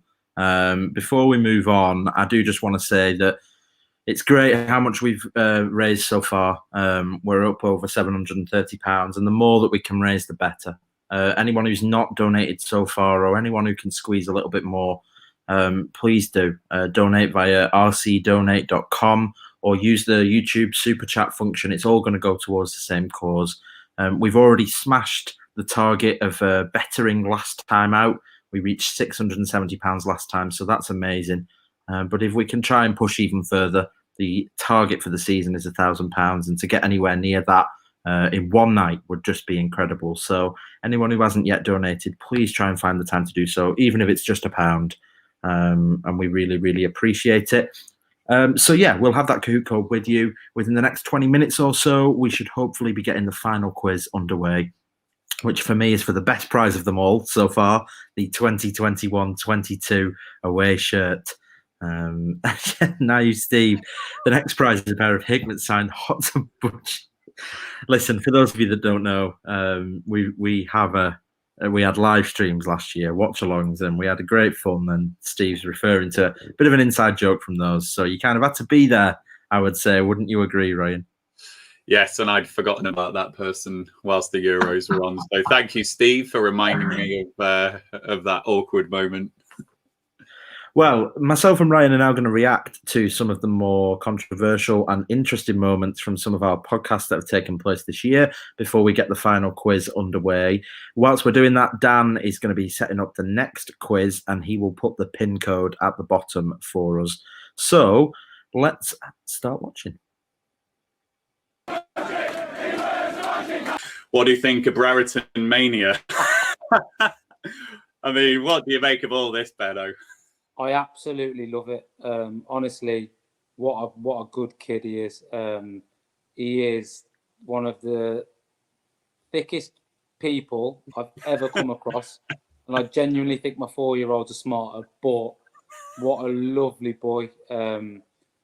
He's been, breath of fresh air. Like just his innocence, really. Obviously, came with a big price tag, which I think, didn't help him really, but it's not his fault. I think when you're a young boy and you get bought for that much money, there's a lot of expectation that goes on your shoulders, and I think the club were buying potential, and we're now seeing that potential flourish, which is, fantastic for Ben and fantastic for the football club.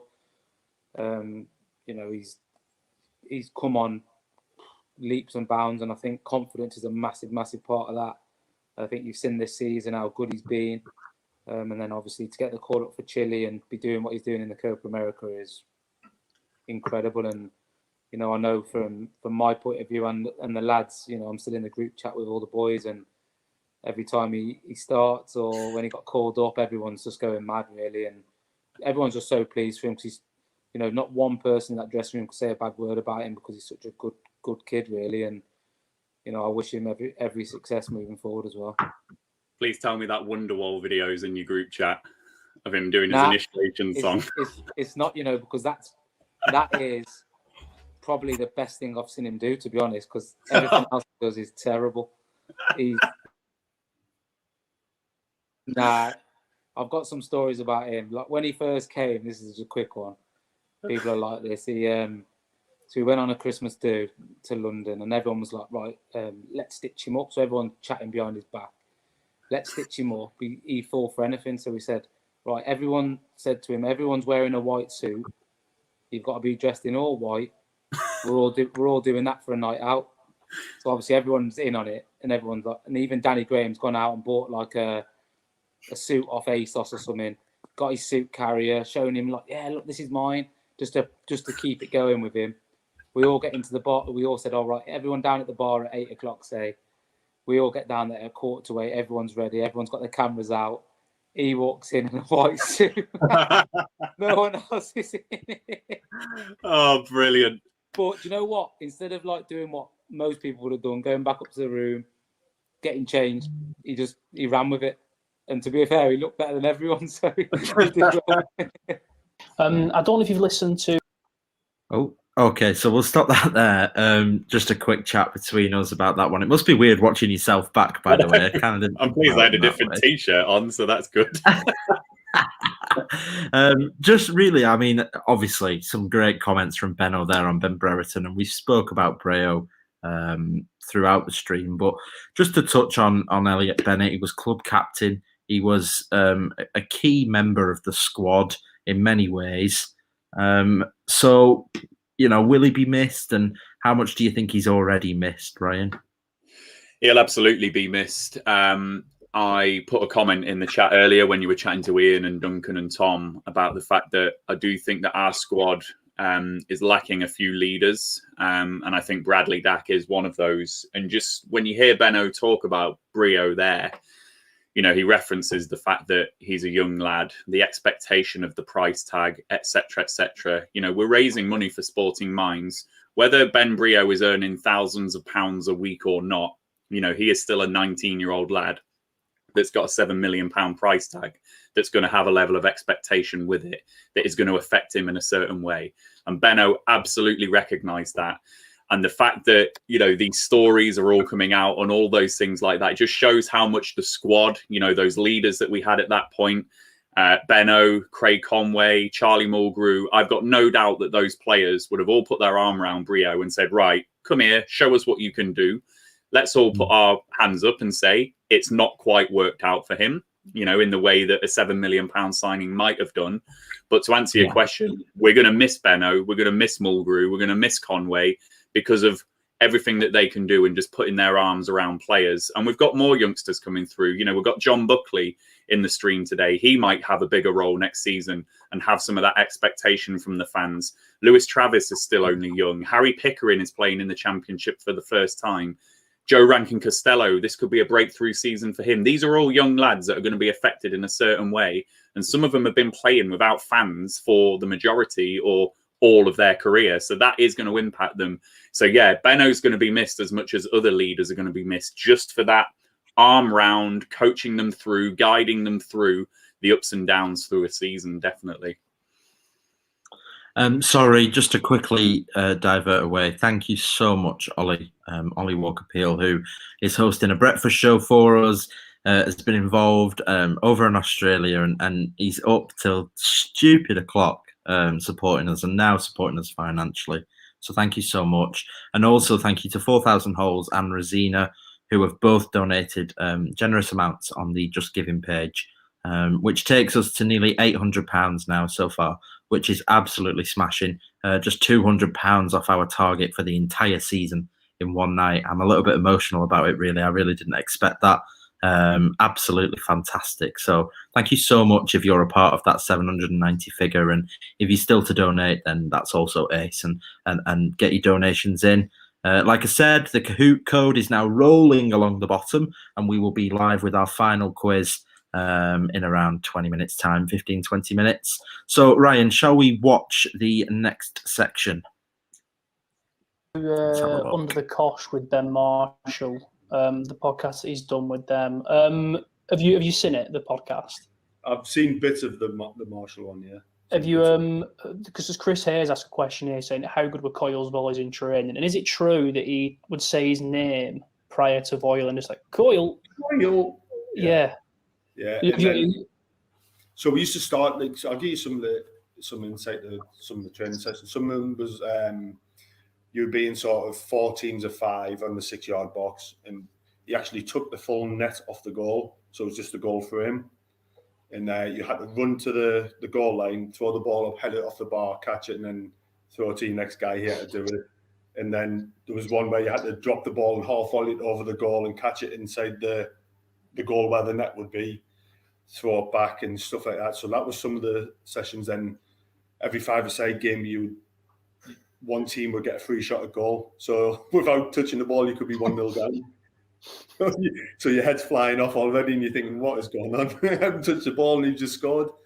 And then we do the finishing at the end. And listen, don't get me wrong, his finishing ability was sensational.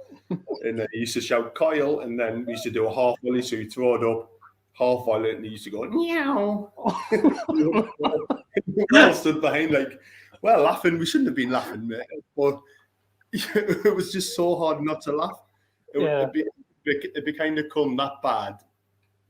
We had to laugh about it. And well, those, if you don't laugh, you'll cry. Do you know what I mean? Yeah, we were like I said before, we were having meetings as a group of lads and a group of players, kind of saying, "Listen, we're just going to have to ignore what's been said on the sideline, and whatever instructions he's given, and we're going to have to do what we feel is best." And that's how I got to. And probably the fans didn't see that side of it, but. I remember 2, 3, 4 meetings off the top of my head comfortably where we all said, listen, we're going to have to pull together as a group of lads and just do it our way. First, as a player, I just want to ask you a question. Okay, we'll stop that one there. So, yeah, Danny Graham, it's absolutely fantastic. And you just saw Craig Conway there, who we'll come on to next. We've had some top players on our podcast this year. I recently interviewed Rudy Gestead, who gave us some insight. Unfortunately, a lot of the insight that we do get from these players, though, Ryan, isn't particularly positive. A lot of the insight that we get paints a pretty depressing picture.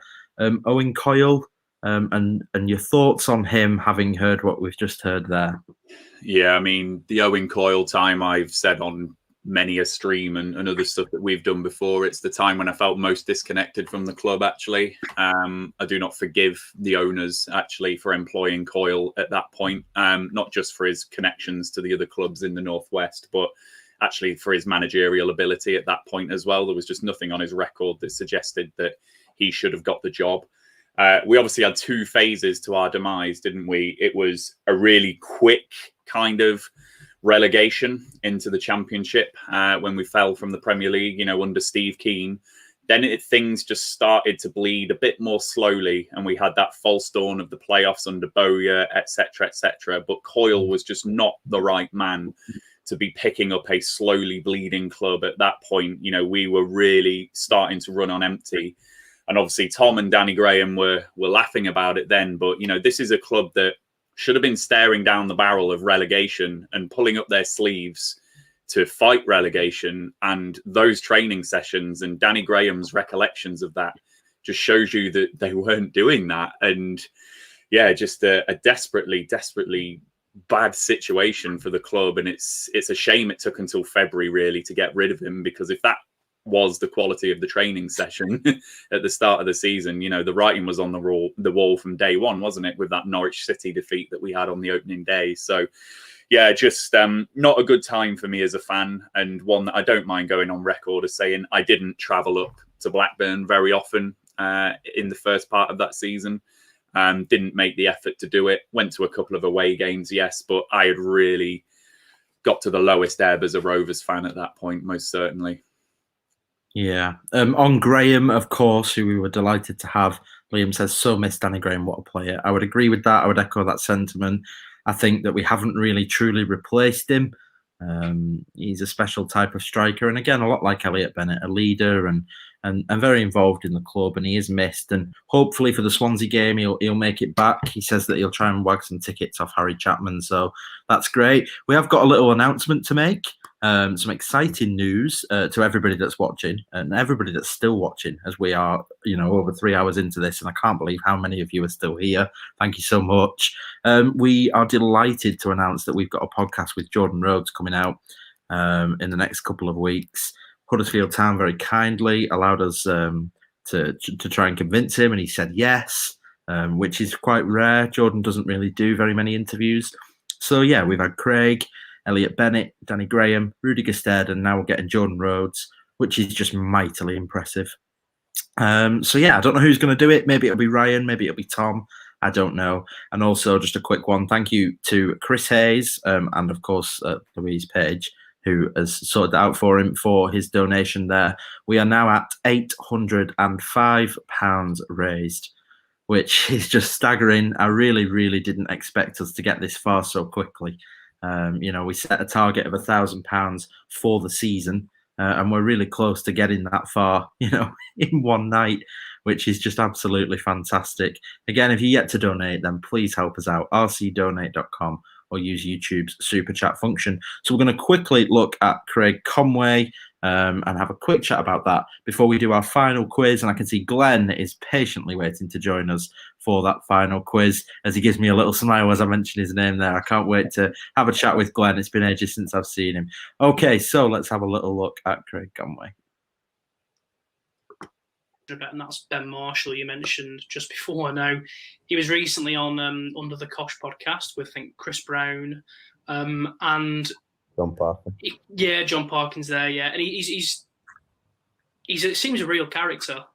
Just some of the stories that he told on there. I don't know if you've listened to it.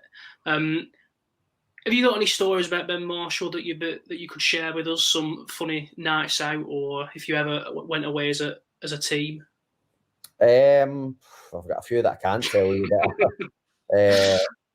No, he's right. I mean, I've not listened to that particular podcast. I know Big Brown. I played with both them, obviously Brownie and Big John Parkin. I played with him at Cardiff, and it's class to put that podcast. I've not heard Marshall on it, but I mean, he's a character, an absolute character. He's probably, in fact, he definitely is the only player that I've ever played with where I've met a few players that love a night out and love love a pint or love a bevy, do you know what I mean? But I think he's the only player that I've probably played with that could go out and have 10 pints the night before like training and come in, and honestly, he was the best player in training. You were like, how the hell can he go? So we had a quick one from Craig Conway there on Ben Marshall, and obviously we heard the tail end of a conversation about Ben Marshall with Elliot Bennett. Do you remember Ben Marshall and think back fondly on those times, Ryan? Yeah, I do. It was obviously that time period where, you know, we were thinking about a playoff push and things. We obviously had Rhodes and Gusted and Kearney and Conway and players that we obviously remember fondly, and it seemed to be gearing towards a playoff push. And when we signed Marshall, I thought, yeah, this might actually be a pretty decent signing. Obviously, he was in Man United's youth academy, and you know, if you're in their youth academy, you've certainly got something about you.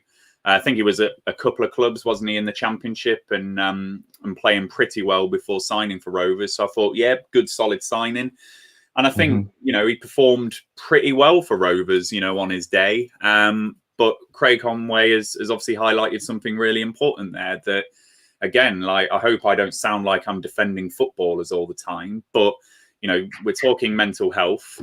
I like a pint after work to cope with the stresses and strains of work as much as someone like Ben Marshall probably likes to cope with the stresses and strains of his life and being a footballer. So he's obviously found some form of coping mechanism. And do you know what?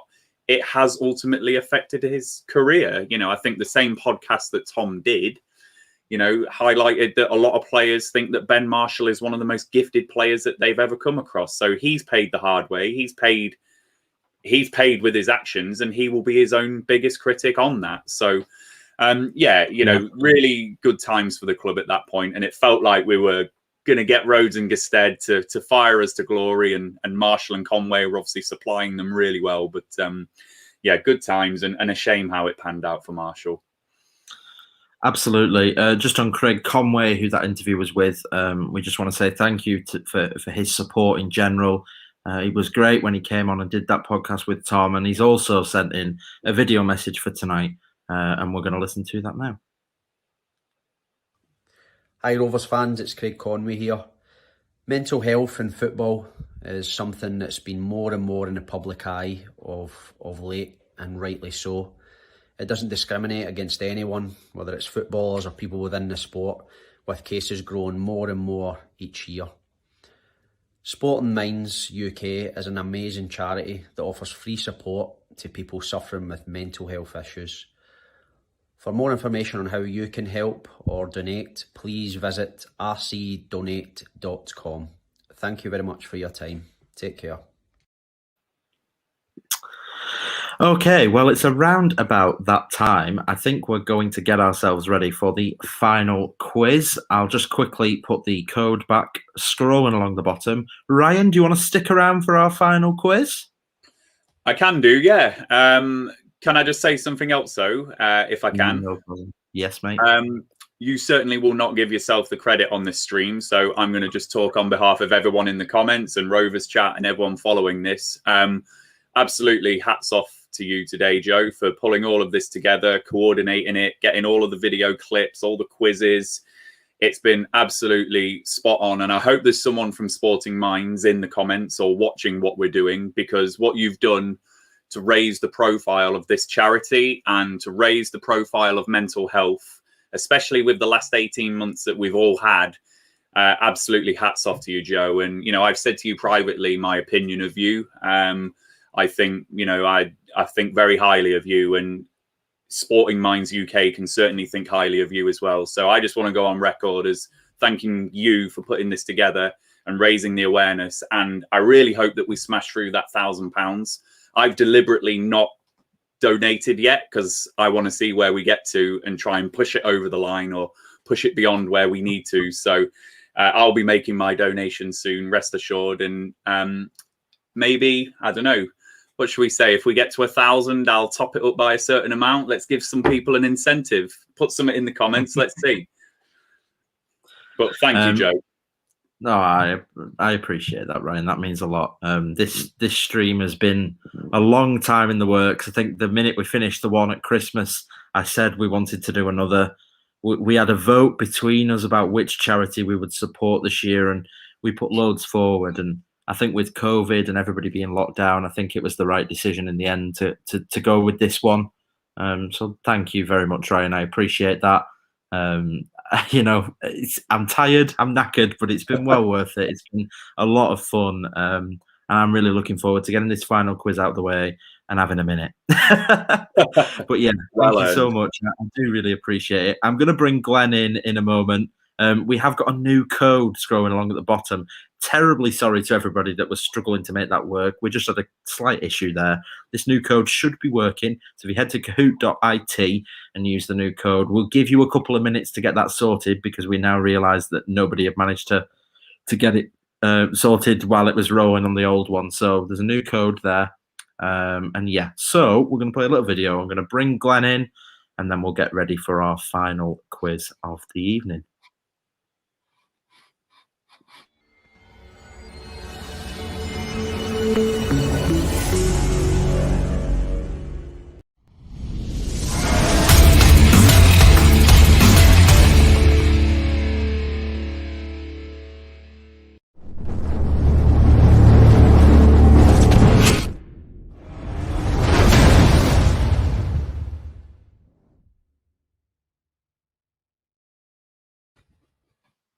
Well, hello there, and hello to Glenn. We've flicked around the technicals in the background while the video's played. We've brought him in, better quality than GB News. And here he is. Hi, Glenn, how are you? Evening, Joe. I'm good, thanks. Yourself? Yeah, not so bad. Like I said, I'm getting a bit tired now. I think I didn't realise just how much time this would take.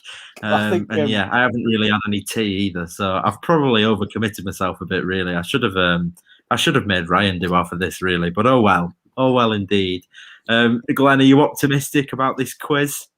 Oh, I thought you were going to say season. I don't know which is the balanced question, the quiz of the season. I will say, every time I've appeared on the leaderboard is because I've answered a question that I submitted, so I have been useless at the quiz, but got my own questions right. I think I even got one of them wrong, so that's a bad sign. But yeah, I'm looking forward to the quiz. I'd just like to echo what Ryan said as well, to be honest. It's been absolutely brilliant tonight. You've done a fantastic job.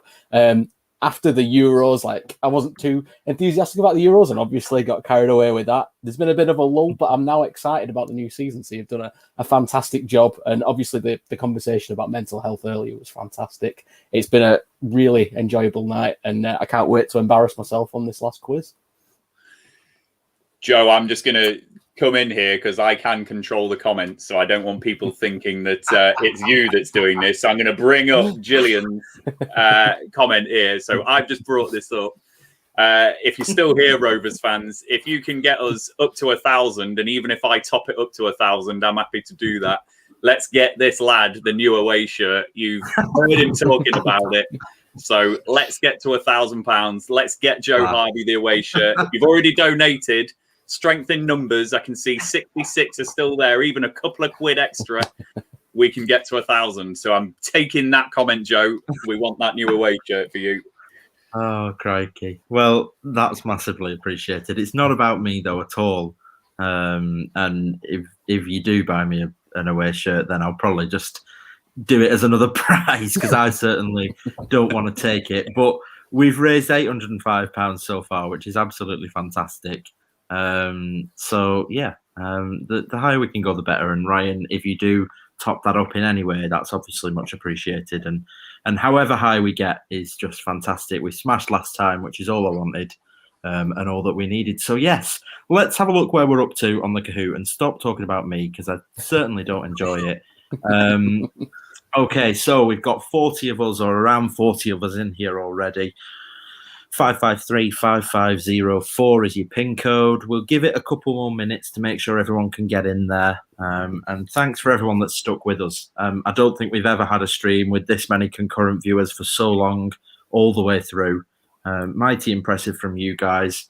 Thank you for watching as well as donating. And yeah, and just as I'm speaking, Connor, David, road to 1,000. Thanks for an amazing stream, $4.99. Thank you so much. And like I say, if you do your donation as a YouTube super chat, we will bring it up on screen for you there as well.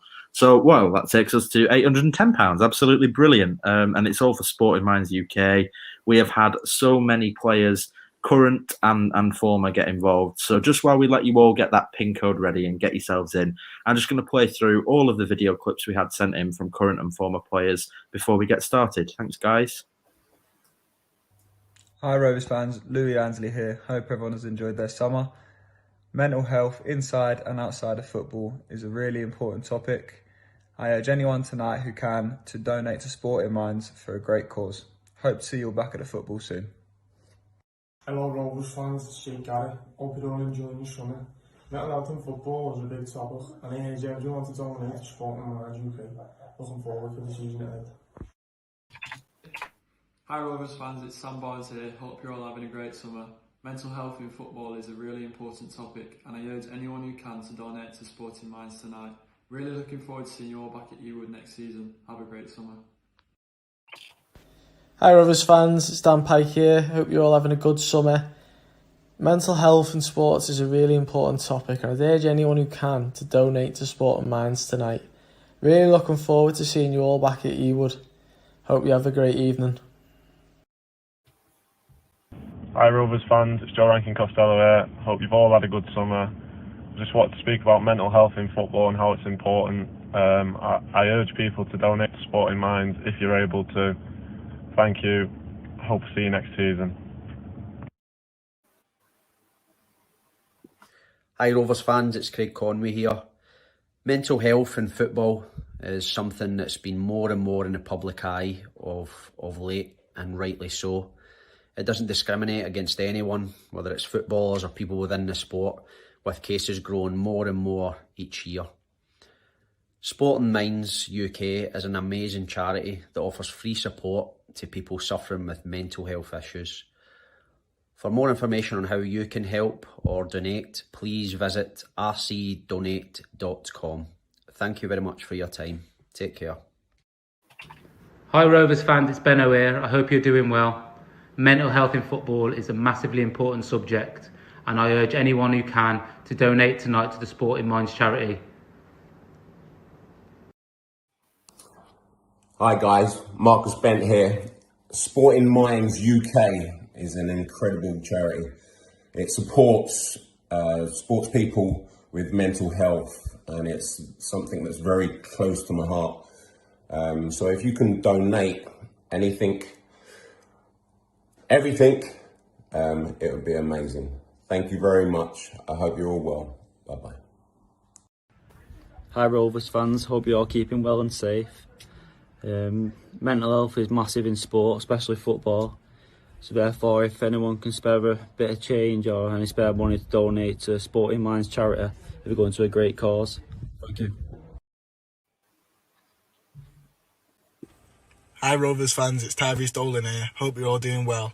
Mental health is a massive subject, not just in football, but in all aspects of life. And I urge everyone to please donate to the Sporting Minds charity. Thanks a lot. Well, that is certainly amazing from my perspective in terms of the support that we received from current and former players. While some of them were quite difficult to reach and some of them I had to nag their mothers and their fathers and their brothers and their sisters. And I had to remind John Buckley, I don't know, maybe 17 times to send me his video. They have all been so supportive. And it's just amazing to see. The work that Tyrese Dolan did this year towards mental health was mightily impressive. And it's great to see so many current and former players help us out with this one. And hopefully that can only help us drive up the donations even more. So I think we're pretty much ready to go. With around 50 of us here. 553-5504 is your PIN. And we're going to get started in just a moment's time. Once this is finished, that's pretty much us for the night. There's no other segments after that. We'll have our sponsor messages and a quick outro and let everybody get off and have a rest, including myself. So, Dan, whenever you're ready, I think we shall make a start.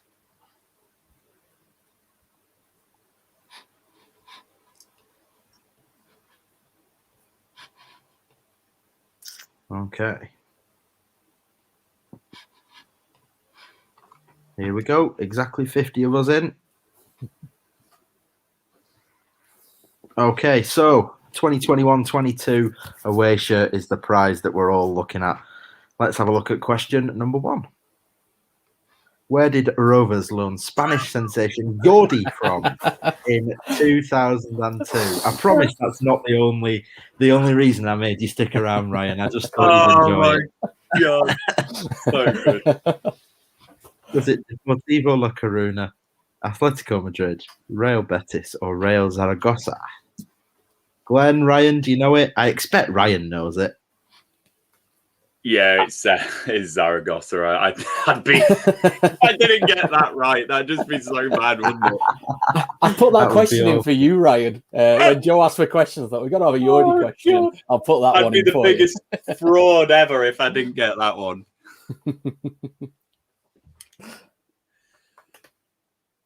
Okay, so we've nearly got all our answers in. Ryan and Glenn are pretty confident. Let's see how many of us have gone right and how many of us have gone wrong. Remember, the faster you answer these questions, the more points you will receive. Let's have a look. Yep, 37 of us go correct with Real Zaragoza. 6 go wrong with Deportivo La Coruna. 1 wrong with Atletico Madrid and 6 wrong with Real Betis. Let's have a look at the leaderboard for the third and final quiz. Oh, Apparel straight in there, right at the top. Remember, Glenn and Jordi won't be able to win, so don't worry, guys, if you're looking at the leaderboard and panicking. And Luke T and Andy S making up the rest of the top 5. Okay, question number 2. I have played for Blackburn, Man City, and Coventry. Who am I? Am I Robbie Savage, Colin Hendry, Jacob Davenport, or Tosin Adarabayo? That is a tough one. I'm torn between 2 on that. Probably the same 2 I am. Who are you torn between, Glenn? I'm torn between Davenport and Adarabayo, but now I've said it, I'm thinking Colin Hendry as well. But I'm sure Colin Hendry, he may have played for him after us. That's the. There's a bit of guesswork on this one. Bit of guesswork. Who did you go for, Ryan? Who were you torn between? I was toiling between Davenport and Hendry, and I went Hendry. I think you might be right, and I've gone for the wrong one.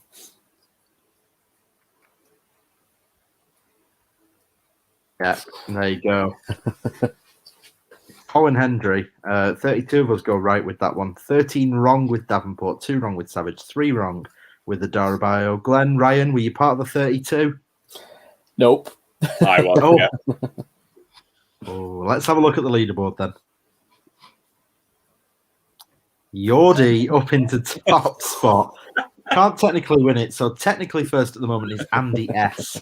Lewis HT in second, Luke T in third, and 4,000 holes in fourth. What brain explosion moment did Graham Lasso have in the Champions League? Did he refuse to be subbed off late in the second half? Did he score 2 own goals before being substituted? Or did he have a fight with a teammate after losing the ball? Ryan, Glenn, we know it? Confident. We know it. And it's just like, it's such a Rovers thing. Like, I remember that incident, like, just being so embarrassing after us being in the Champions League. It's just like, oh, this would only happen to Rovers. And weirdly, like, not too soon after that as well, Stuart Ripley making the England squad was, like, amazing.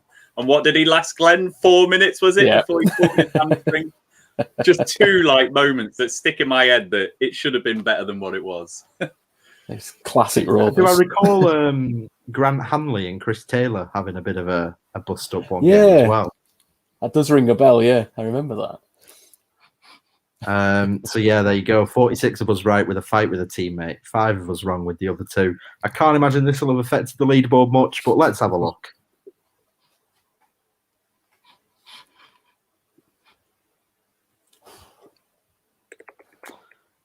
Okay, let's move on to the next question.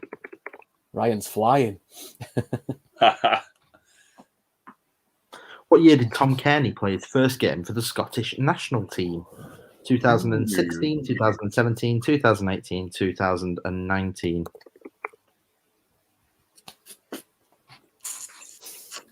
That's going to have to be a pure guess. A quick guess. Yeah. What year did Tom Kearney make his debut for the Scottish national team? I think did he Ryan, play from when he was pure at guess. Pure guess. What have you gone for? Went 2017 because I don't remember him being in recently. I think he struggled with injuries. So 2017 I've gone for. Glenn? I've gone for the same because I don't remember him playing for Scotland when he was at Rovers. And it's only kind of when he's gone to Fulham and kind of pushed on a bit with a promotion in Premier League. Maybe wrong, but that's my thinking. Yeah, 2017. 30 of us go right with that one. 13 wrong with 2016. 6 go wrong with 2018. And 2 of us wrong with 2019. Did you both go 2017 there? Yeah. Yep. Nice. Okay. So, leaderboard time. Where are we up to?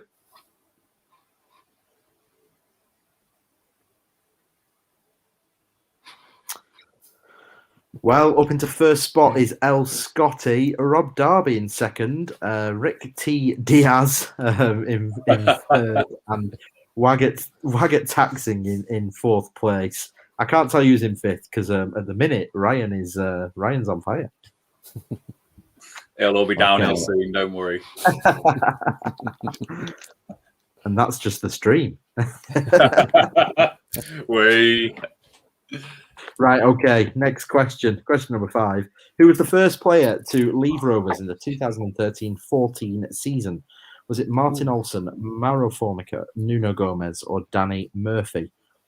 Of course, Murphy retired. And did Gomez retire or did he go somewhere? Can't remember, but by leave, we mean retire or leave for another club.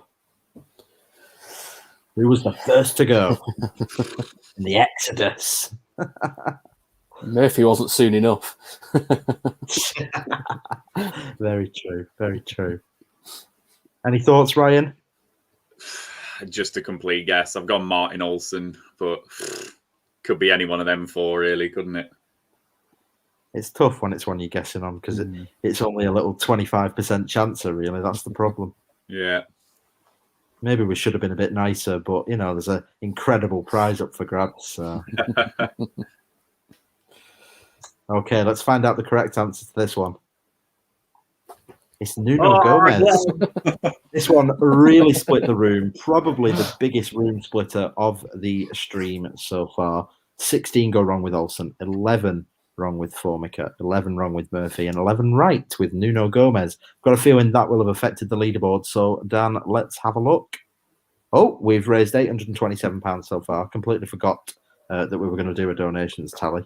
And that includes YouTube and Just Giving, etc., etc. So up into top, El Scotty, Mariam Atwood, Zubs, Gaz, and Glenn make up the top 5. Although Glenn, you're not having the top 5 really, because you've got early access to the questions.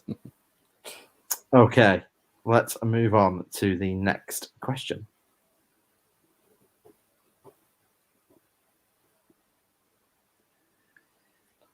Which team did David Goodwillie not move on loan to during his time at Rovers? Which team did he not move on loan to? It's Aberdeen, Crystal Palace, Dundee United, or Blackpool.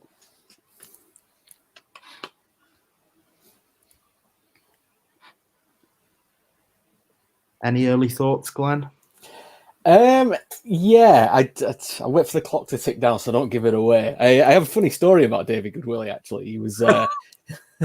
In fact, it's not David Goodwillie. Oh, I've had a shocker. It's Anthony Stokes. Oh God, I've got this question wrong. No. Getting the two confused. Oh no, I'll save my Anthony Stokes story for when there's an Anthony Stokes question, if there is one. And now I've run the clock down, so I think it's Palace, but I'm not 100% now. Ryan. Well, I went Dundee United on the fact that I thought we signed him from Dundee United, so I was also wrong. Yeah, it's Aberdeen. He came from Aberdeen. Came from Aberdeen. So yeah, 14 of us go right. Quite a few wrong, so this one could have affected the leaderboard. And it has. Andy S up into second. Rob Darby climbs into fifth. Up 17 places there. P81 was the highest climber. Let's move on to question 7. Former Rovers player Josh Morris now plays for which side? Is it Scunthorpe United, Fleetwood Town, Salford City, or Bradford City? So many teams to choose from there. I feel like this is going to stump a few people. There'll be some who might go on Wikipedia this one, which, you know, you can do. But Ryan, Glenn, as two people I know that won't do that. Is this a tough one? I know he's definitely played for at least two of those sides. It's just if he's moved from the second one I'm thinking of. Yeah. And it's a trick question, and I think it might be, and I should have gone for the other answer. So he was definitely at Fleetwood towards the end of last season. So yeah, I think he's moved, hasn't he, then to Salford. Yeah. So he played for Scunthorpe, Fleetwood, and Salford. The only team he hadn't actually played for was Bradford. And yeah, he's currently a Salford player, moved from Fleetwood, as you say, Ryan. So 19 of us right, but more, you know, the majority of us have gone wrong there. So let's have a look. Has that one affected the leaderboard as well?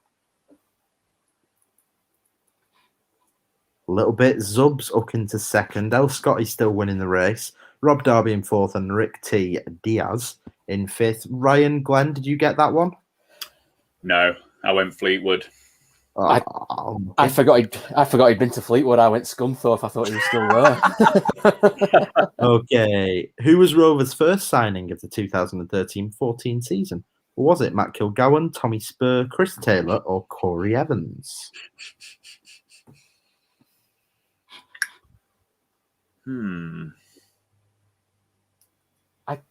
I seem to remember Evans signed at the same time as Kearney, didn't he? So whether there's minutes in this or it's somebody else, it's I'm going to rule Corey Evans out. No, Steve. I live in Salford and still got the Josh Morris question wrong. Oh dear. And El Scotty, thank you so much, mate. A £5 donation there for Sporting Minds UK. Been supporting the streams all throughout lockdown and continues to do so to this day. And currently head of the leaderboard in the quiz. Correct answer is Chris Taylor. Ryan, Glenn, did we get it right? At the very moment that Glenn was like, I'm ruling Corey Evans out, I had already clicked on Corey Evans, so that was poetic timing. It's usually a good strategy. Oh dear. Well, 17 of us did go right. Let's have a look if it's affected the leaderboard at all. Is El Scotty still on top? Certainly is. El Scotty. Kimbo's moves up into fifth. Zub's still in second, keeping him in check. Question 9. How many years before 1995 had Blackburn waited to win the First Division / Premier League? Had we waited 82 years, 75 years, 86 years, or 81 years? I can't purport to remember, as I was not alive.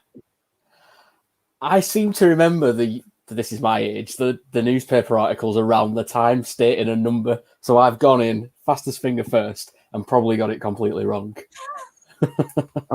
What number have you gone for, Glenn? I've gone for 81. I have a feeling it's 81. That's the number I was thinking as well, Glenn. I think it was 1914, wasn't it, when we had that last one?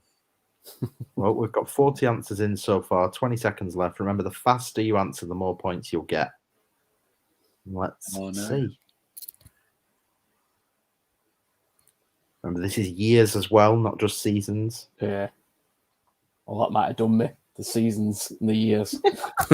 That's my excuse. Yes. Correct answer is 81. 24 of us go right there. 9 wrong with 75 and 7 each wrong with 82 and 86. Have we both gone right with 81 there? Yeah. Yep. Brilliant. Okay, let's have a look at the leaderboard then. Rob Steve Darby. Keane's back in the game.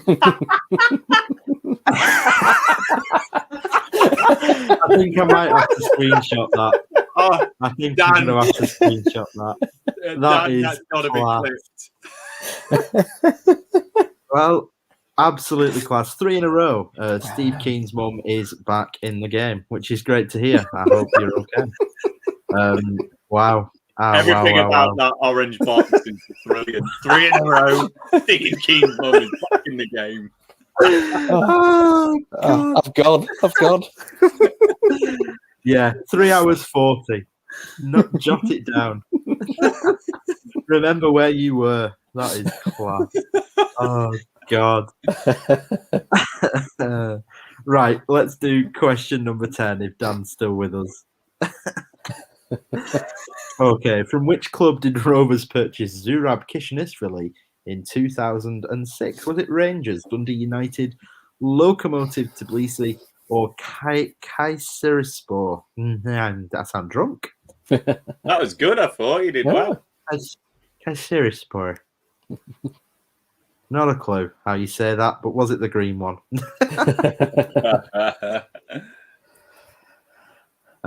Glenn, thoughts? I have a feeling that he replaced Lorenzo Maruso at Rangers, and then he came to Rovers to also replace Lorenzo Maruso from Rangers. So I'm going with Rangers. I went Rangers as well. Okay. Well, 15 seconds or a few answers away from finding out whether you're right.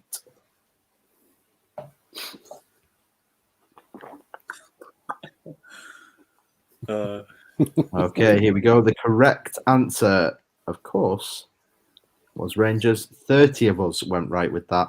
7 wrong with Lokomotiv Tbilisi, 7 wrong with the green one, and 3 wrong with Dundee United. Let's have a look at the leaderboard. 4 players with a nice answer streak there. The top 5 stays as it was. El Scotti with a nice lead at the top.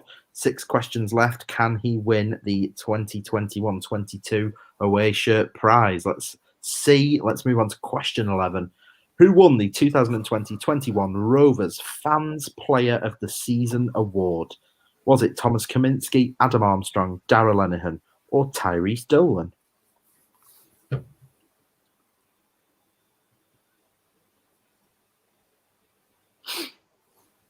I hope Ryan gets this one right. Definitely. Okay, well, I think I know what you might have gone for then. Well, it's the other laughable thing, isn't it? That it took the rest of the championship to vote another one of those players as player of the season. Not as Rovers fans. What's that? 30 goals? No, thank you. We'll have, someone else. 10 seconds till we find out who that was.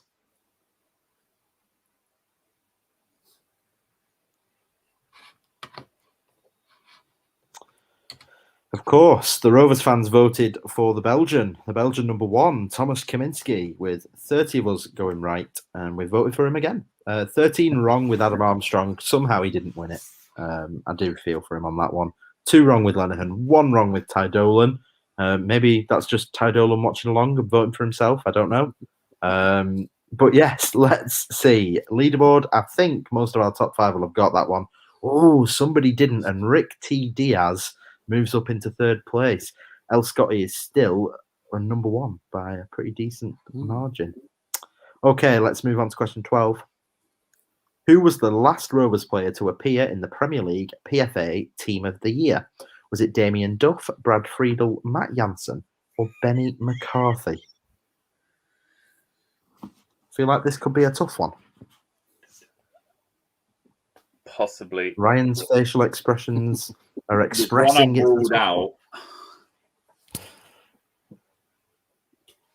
Oh, I'm going to go. I'm doing it. I've gone left field. I've done it. Left field. So have you gone for Duff? So the 2 that I think I just can't work out. So Duff and Friedel, because I don't know if Friedel's was like the 02-03 season or something like that, which is where Duff would be. So they're the logical 2. Benny McCarthy was 2nd top goal scorer behind Drogba, so I've gone McCarthy. Glenn, what have you gone for? I've gone for Big Brad Friedel. I don't think Duff got in the Team of the Year for Rovers, but I know Friedel did. Okay, well, you're bang on. 37 of us have gone right with that one, which I'm surprised at. I thought that was going to be a tough one. 6 wrong with McCarthy, like Ryan. 3 wrong with Damien Duff. Yeah, when he said left field, I thought, right, well, he's gone for Duff then, and maybe 3 other people thought that as well. Leaderboard, I'm assuming he's going to be pretty same. Oh, no, El Scotti has been knocked off the top. Rob Darby into 1st position. Now, that is an interesting one. It is wide open with a really close leaderboard.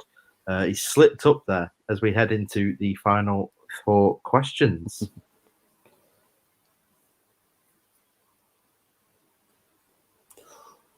Which player is the odd one out in this list?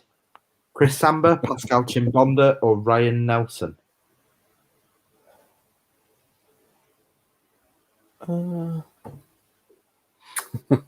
Which player is the odd one out in this list? Can you think of the connection between these 3 players? I think of one. I think, is it... Again, I'll let the clock tick down and not give my answer away too soon, but I think they've all obviously played international football, haven't they? They've all played and scored for Rovers. So I'm thinking, is it they've all played for Spurs apart from Samba? Would be my kind of connection. Yes, Glenn. That's what I went for. Although Samba scored a worldie at Spurs, so that's good enough for me. Here we go. Correct answer is Chris Samba. And yeah, so the odd one out there is that Nelson and Chimbonda played for Spurs and QPR. Samba didn't play for Spurs. He only played for QPR. So that's why 8 of us have gone right. 24 wrong with Chimbonda, 13 wrong with Nelson. One of those, it's always going to catch people out. Has it affected the leaderboard? I've got a feeling it might have done. It has, Glenn. You're up in third, but Rob Darby is still in first because El Scotti didn't get that one right. So we've still got a new leader. Which side did Rovers sign striker Joe Nuttall from? Hibernian, Dumbarton, Aberdeen, Dundee. On that last question, I'd completely forgotten that Nelson played for QPR. That is almost like brand new news to me. I'm glad I didn't remember that. I'm not too sure on this one. No. I was hoping it was going to be 3 English teams and a Scottish one, and then it'd be a little bit easier, but not to be.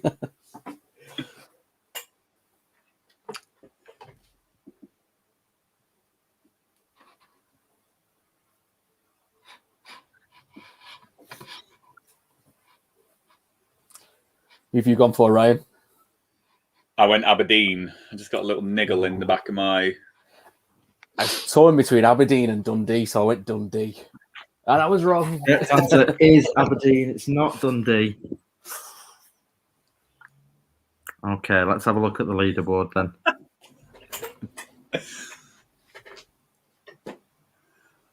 I'm just looking at the 3 Steve Keen's mum things now circulated on Twitter. Brilliant. Get it trending. Rosina's posted it, so let's get liking that. Okay. What is the name of Rovers Ladies' home stadium? Well, what do you reckon, boys? I'm not sure on this one. I was hoping one would jump out at me as it came up, and the only one that does is I'm not sure is right. I know there's a lot of games played at Leyland, isn't there, at the FA County Ground? That's what I've gone for. I've gone for that. That's my punt.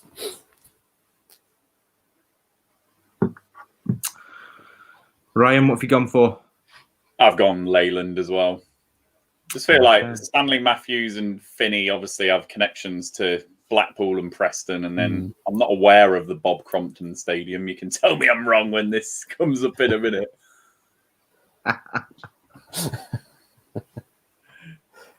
Ready for egg on my face in 1. Oh. Yeah, it's Tom Finney Stadium. 14 of us go right with that one. 26 wrong with the FA County Ground. Tom, oh dear me. I assume you've got that one wrong there. I think he put in the comments he knew the answer but pressed the wrong one because he went too fast. Oh dear. Right, okay, let's have the next question. Final question here. Let's see who's going to win the final prize. Oof. Rob Darby is now a first spot with Zubs just behind. This is it. the final question of the final quiz. Is that Luke Kimberley sneaking in 5th place as well? The Kimbos. What was the reported fee that Blackburn paid for Scott Dan? 4.5, 5.5, 5, 6. Ah, you. Right, gut feeling. I've gone gut feeling. I had a number in my head, and when it came up, I was like, I'm going to have to go for it now. And now I've pressed it. I'm second guessing myself. But that's exactly what I did, Glenn. I was convinced it was 4 million, and now there's no flat 4 in there, and I've already pressed it. I'm thinking, was it 6? Have I gone too low? It's Oh, it's tense. It's very tense. Who's gonna win the final quiz?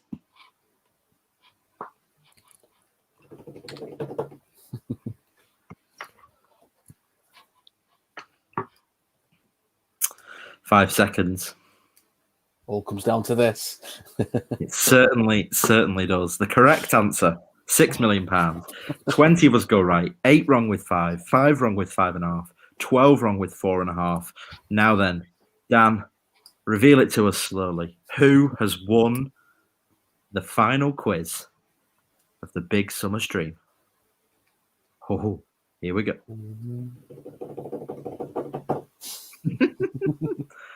Okay. In third place is El Scotty, who led for so long. In second place is Mariam Atwood. And in first place, the winner of the final quiz, a 2021-22 away shirt, is Rob Darby, who got 13 out of 16 questions right. Very impressive. Very quick as well. Ryan, Glenn, where did we finish? Oh, no idea. I was behind Brereton Diaz, so wherever they came. I plummeted like Rovers in February. It was horrendous. Oh, wow. Just before we finish, guys, just one last push. We're at around £830 so far. If you've not yet donated, use Super Chat, use rcdonate.com. Please try and get us as high as we can get. Absolutely smashing effort from everybody to get us as high as we've managed to get. So thank you to everyone that has donated. Glenn, Ryan, well done on taking part in that final quiz. And Ryan, to you, thanks for being here for basically most of the night. Dan, who is sat in the background, who doesn't have his camera on, but will stick there, has been working away technically. I wish I could just flick his video on so he has to say hello. He's been here all night as I have been for 4 hours. So he deserves just as much credit. And I'm sure he's just as knackered as I am. So well done, Dan. And yeah, that's pretty much it as we creep up towards the 4-hour mark. Thank you to everyone that joined us. Thanks for all the nice comments. Thanks for the donations. Thanks to the sponsors. Thanks to the players. And yeah, that's pretty much it, boys. And thanks to you, Joe. Thank you. Definitely. Thank you Fantastic job, Joe. We've got a great night. Lots of hard work. Definitely paid off. Yeah. Time for a rest, methinks. We will leave you with the promo video and end this stream there. And I don't envy anybody who needs to edit into this 4-hour megathon. So yes, the Big Summer Stream is done and dusted. Thank you very much to everybody. And we will see you when we see you. Some of you we will see tomorrow because Rovers versus Leeds on Wednesday night at Ewood Park, which I'm really looking forward to. If you want to say hello, feel free to say hello. I'm going to be in the Jack Walker stand. So yeah, come and give us a hug. Although I suppose that's not really allowed yet, is it? A handshake, maybe. And I'll be all ears for any kind of chat that you want to go over. And I'm looking forward to seeing the new away shirt. Thanks at the last minute there to Daniel for a $4.99 donation. We all love this platform as well. So we're glad that you do, which definitely tips us over to the 840 mark. So that is absolutely brilliant. I'm sure some of you will still want to donate, and we'll keep the donations open for the rest of the season. Other than that, that's goodbye from me, and we will see you soon. Bye all. Bye, everyone.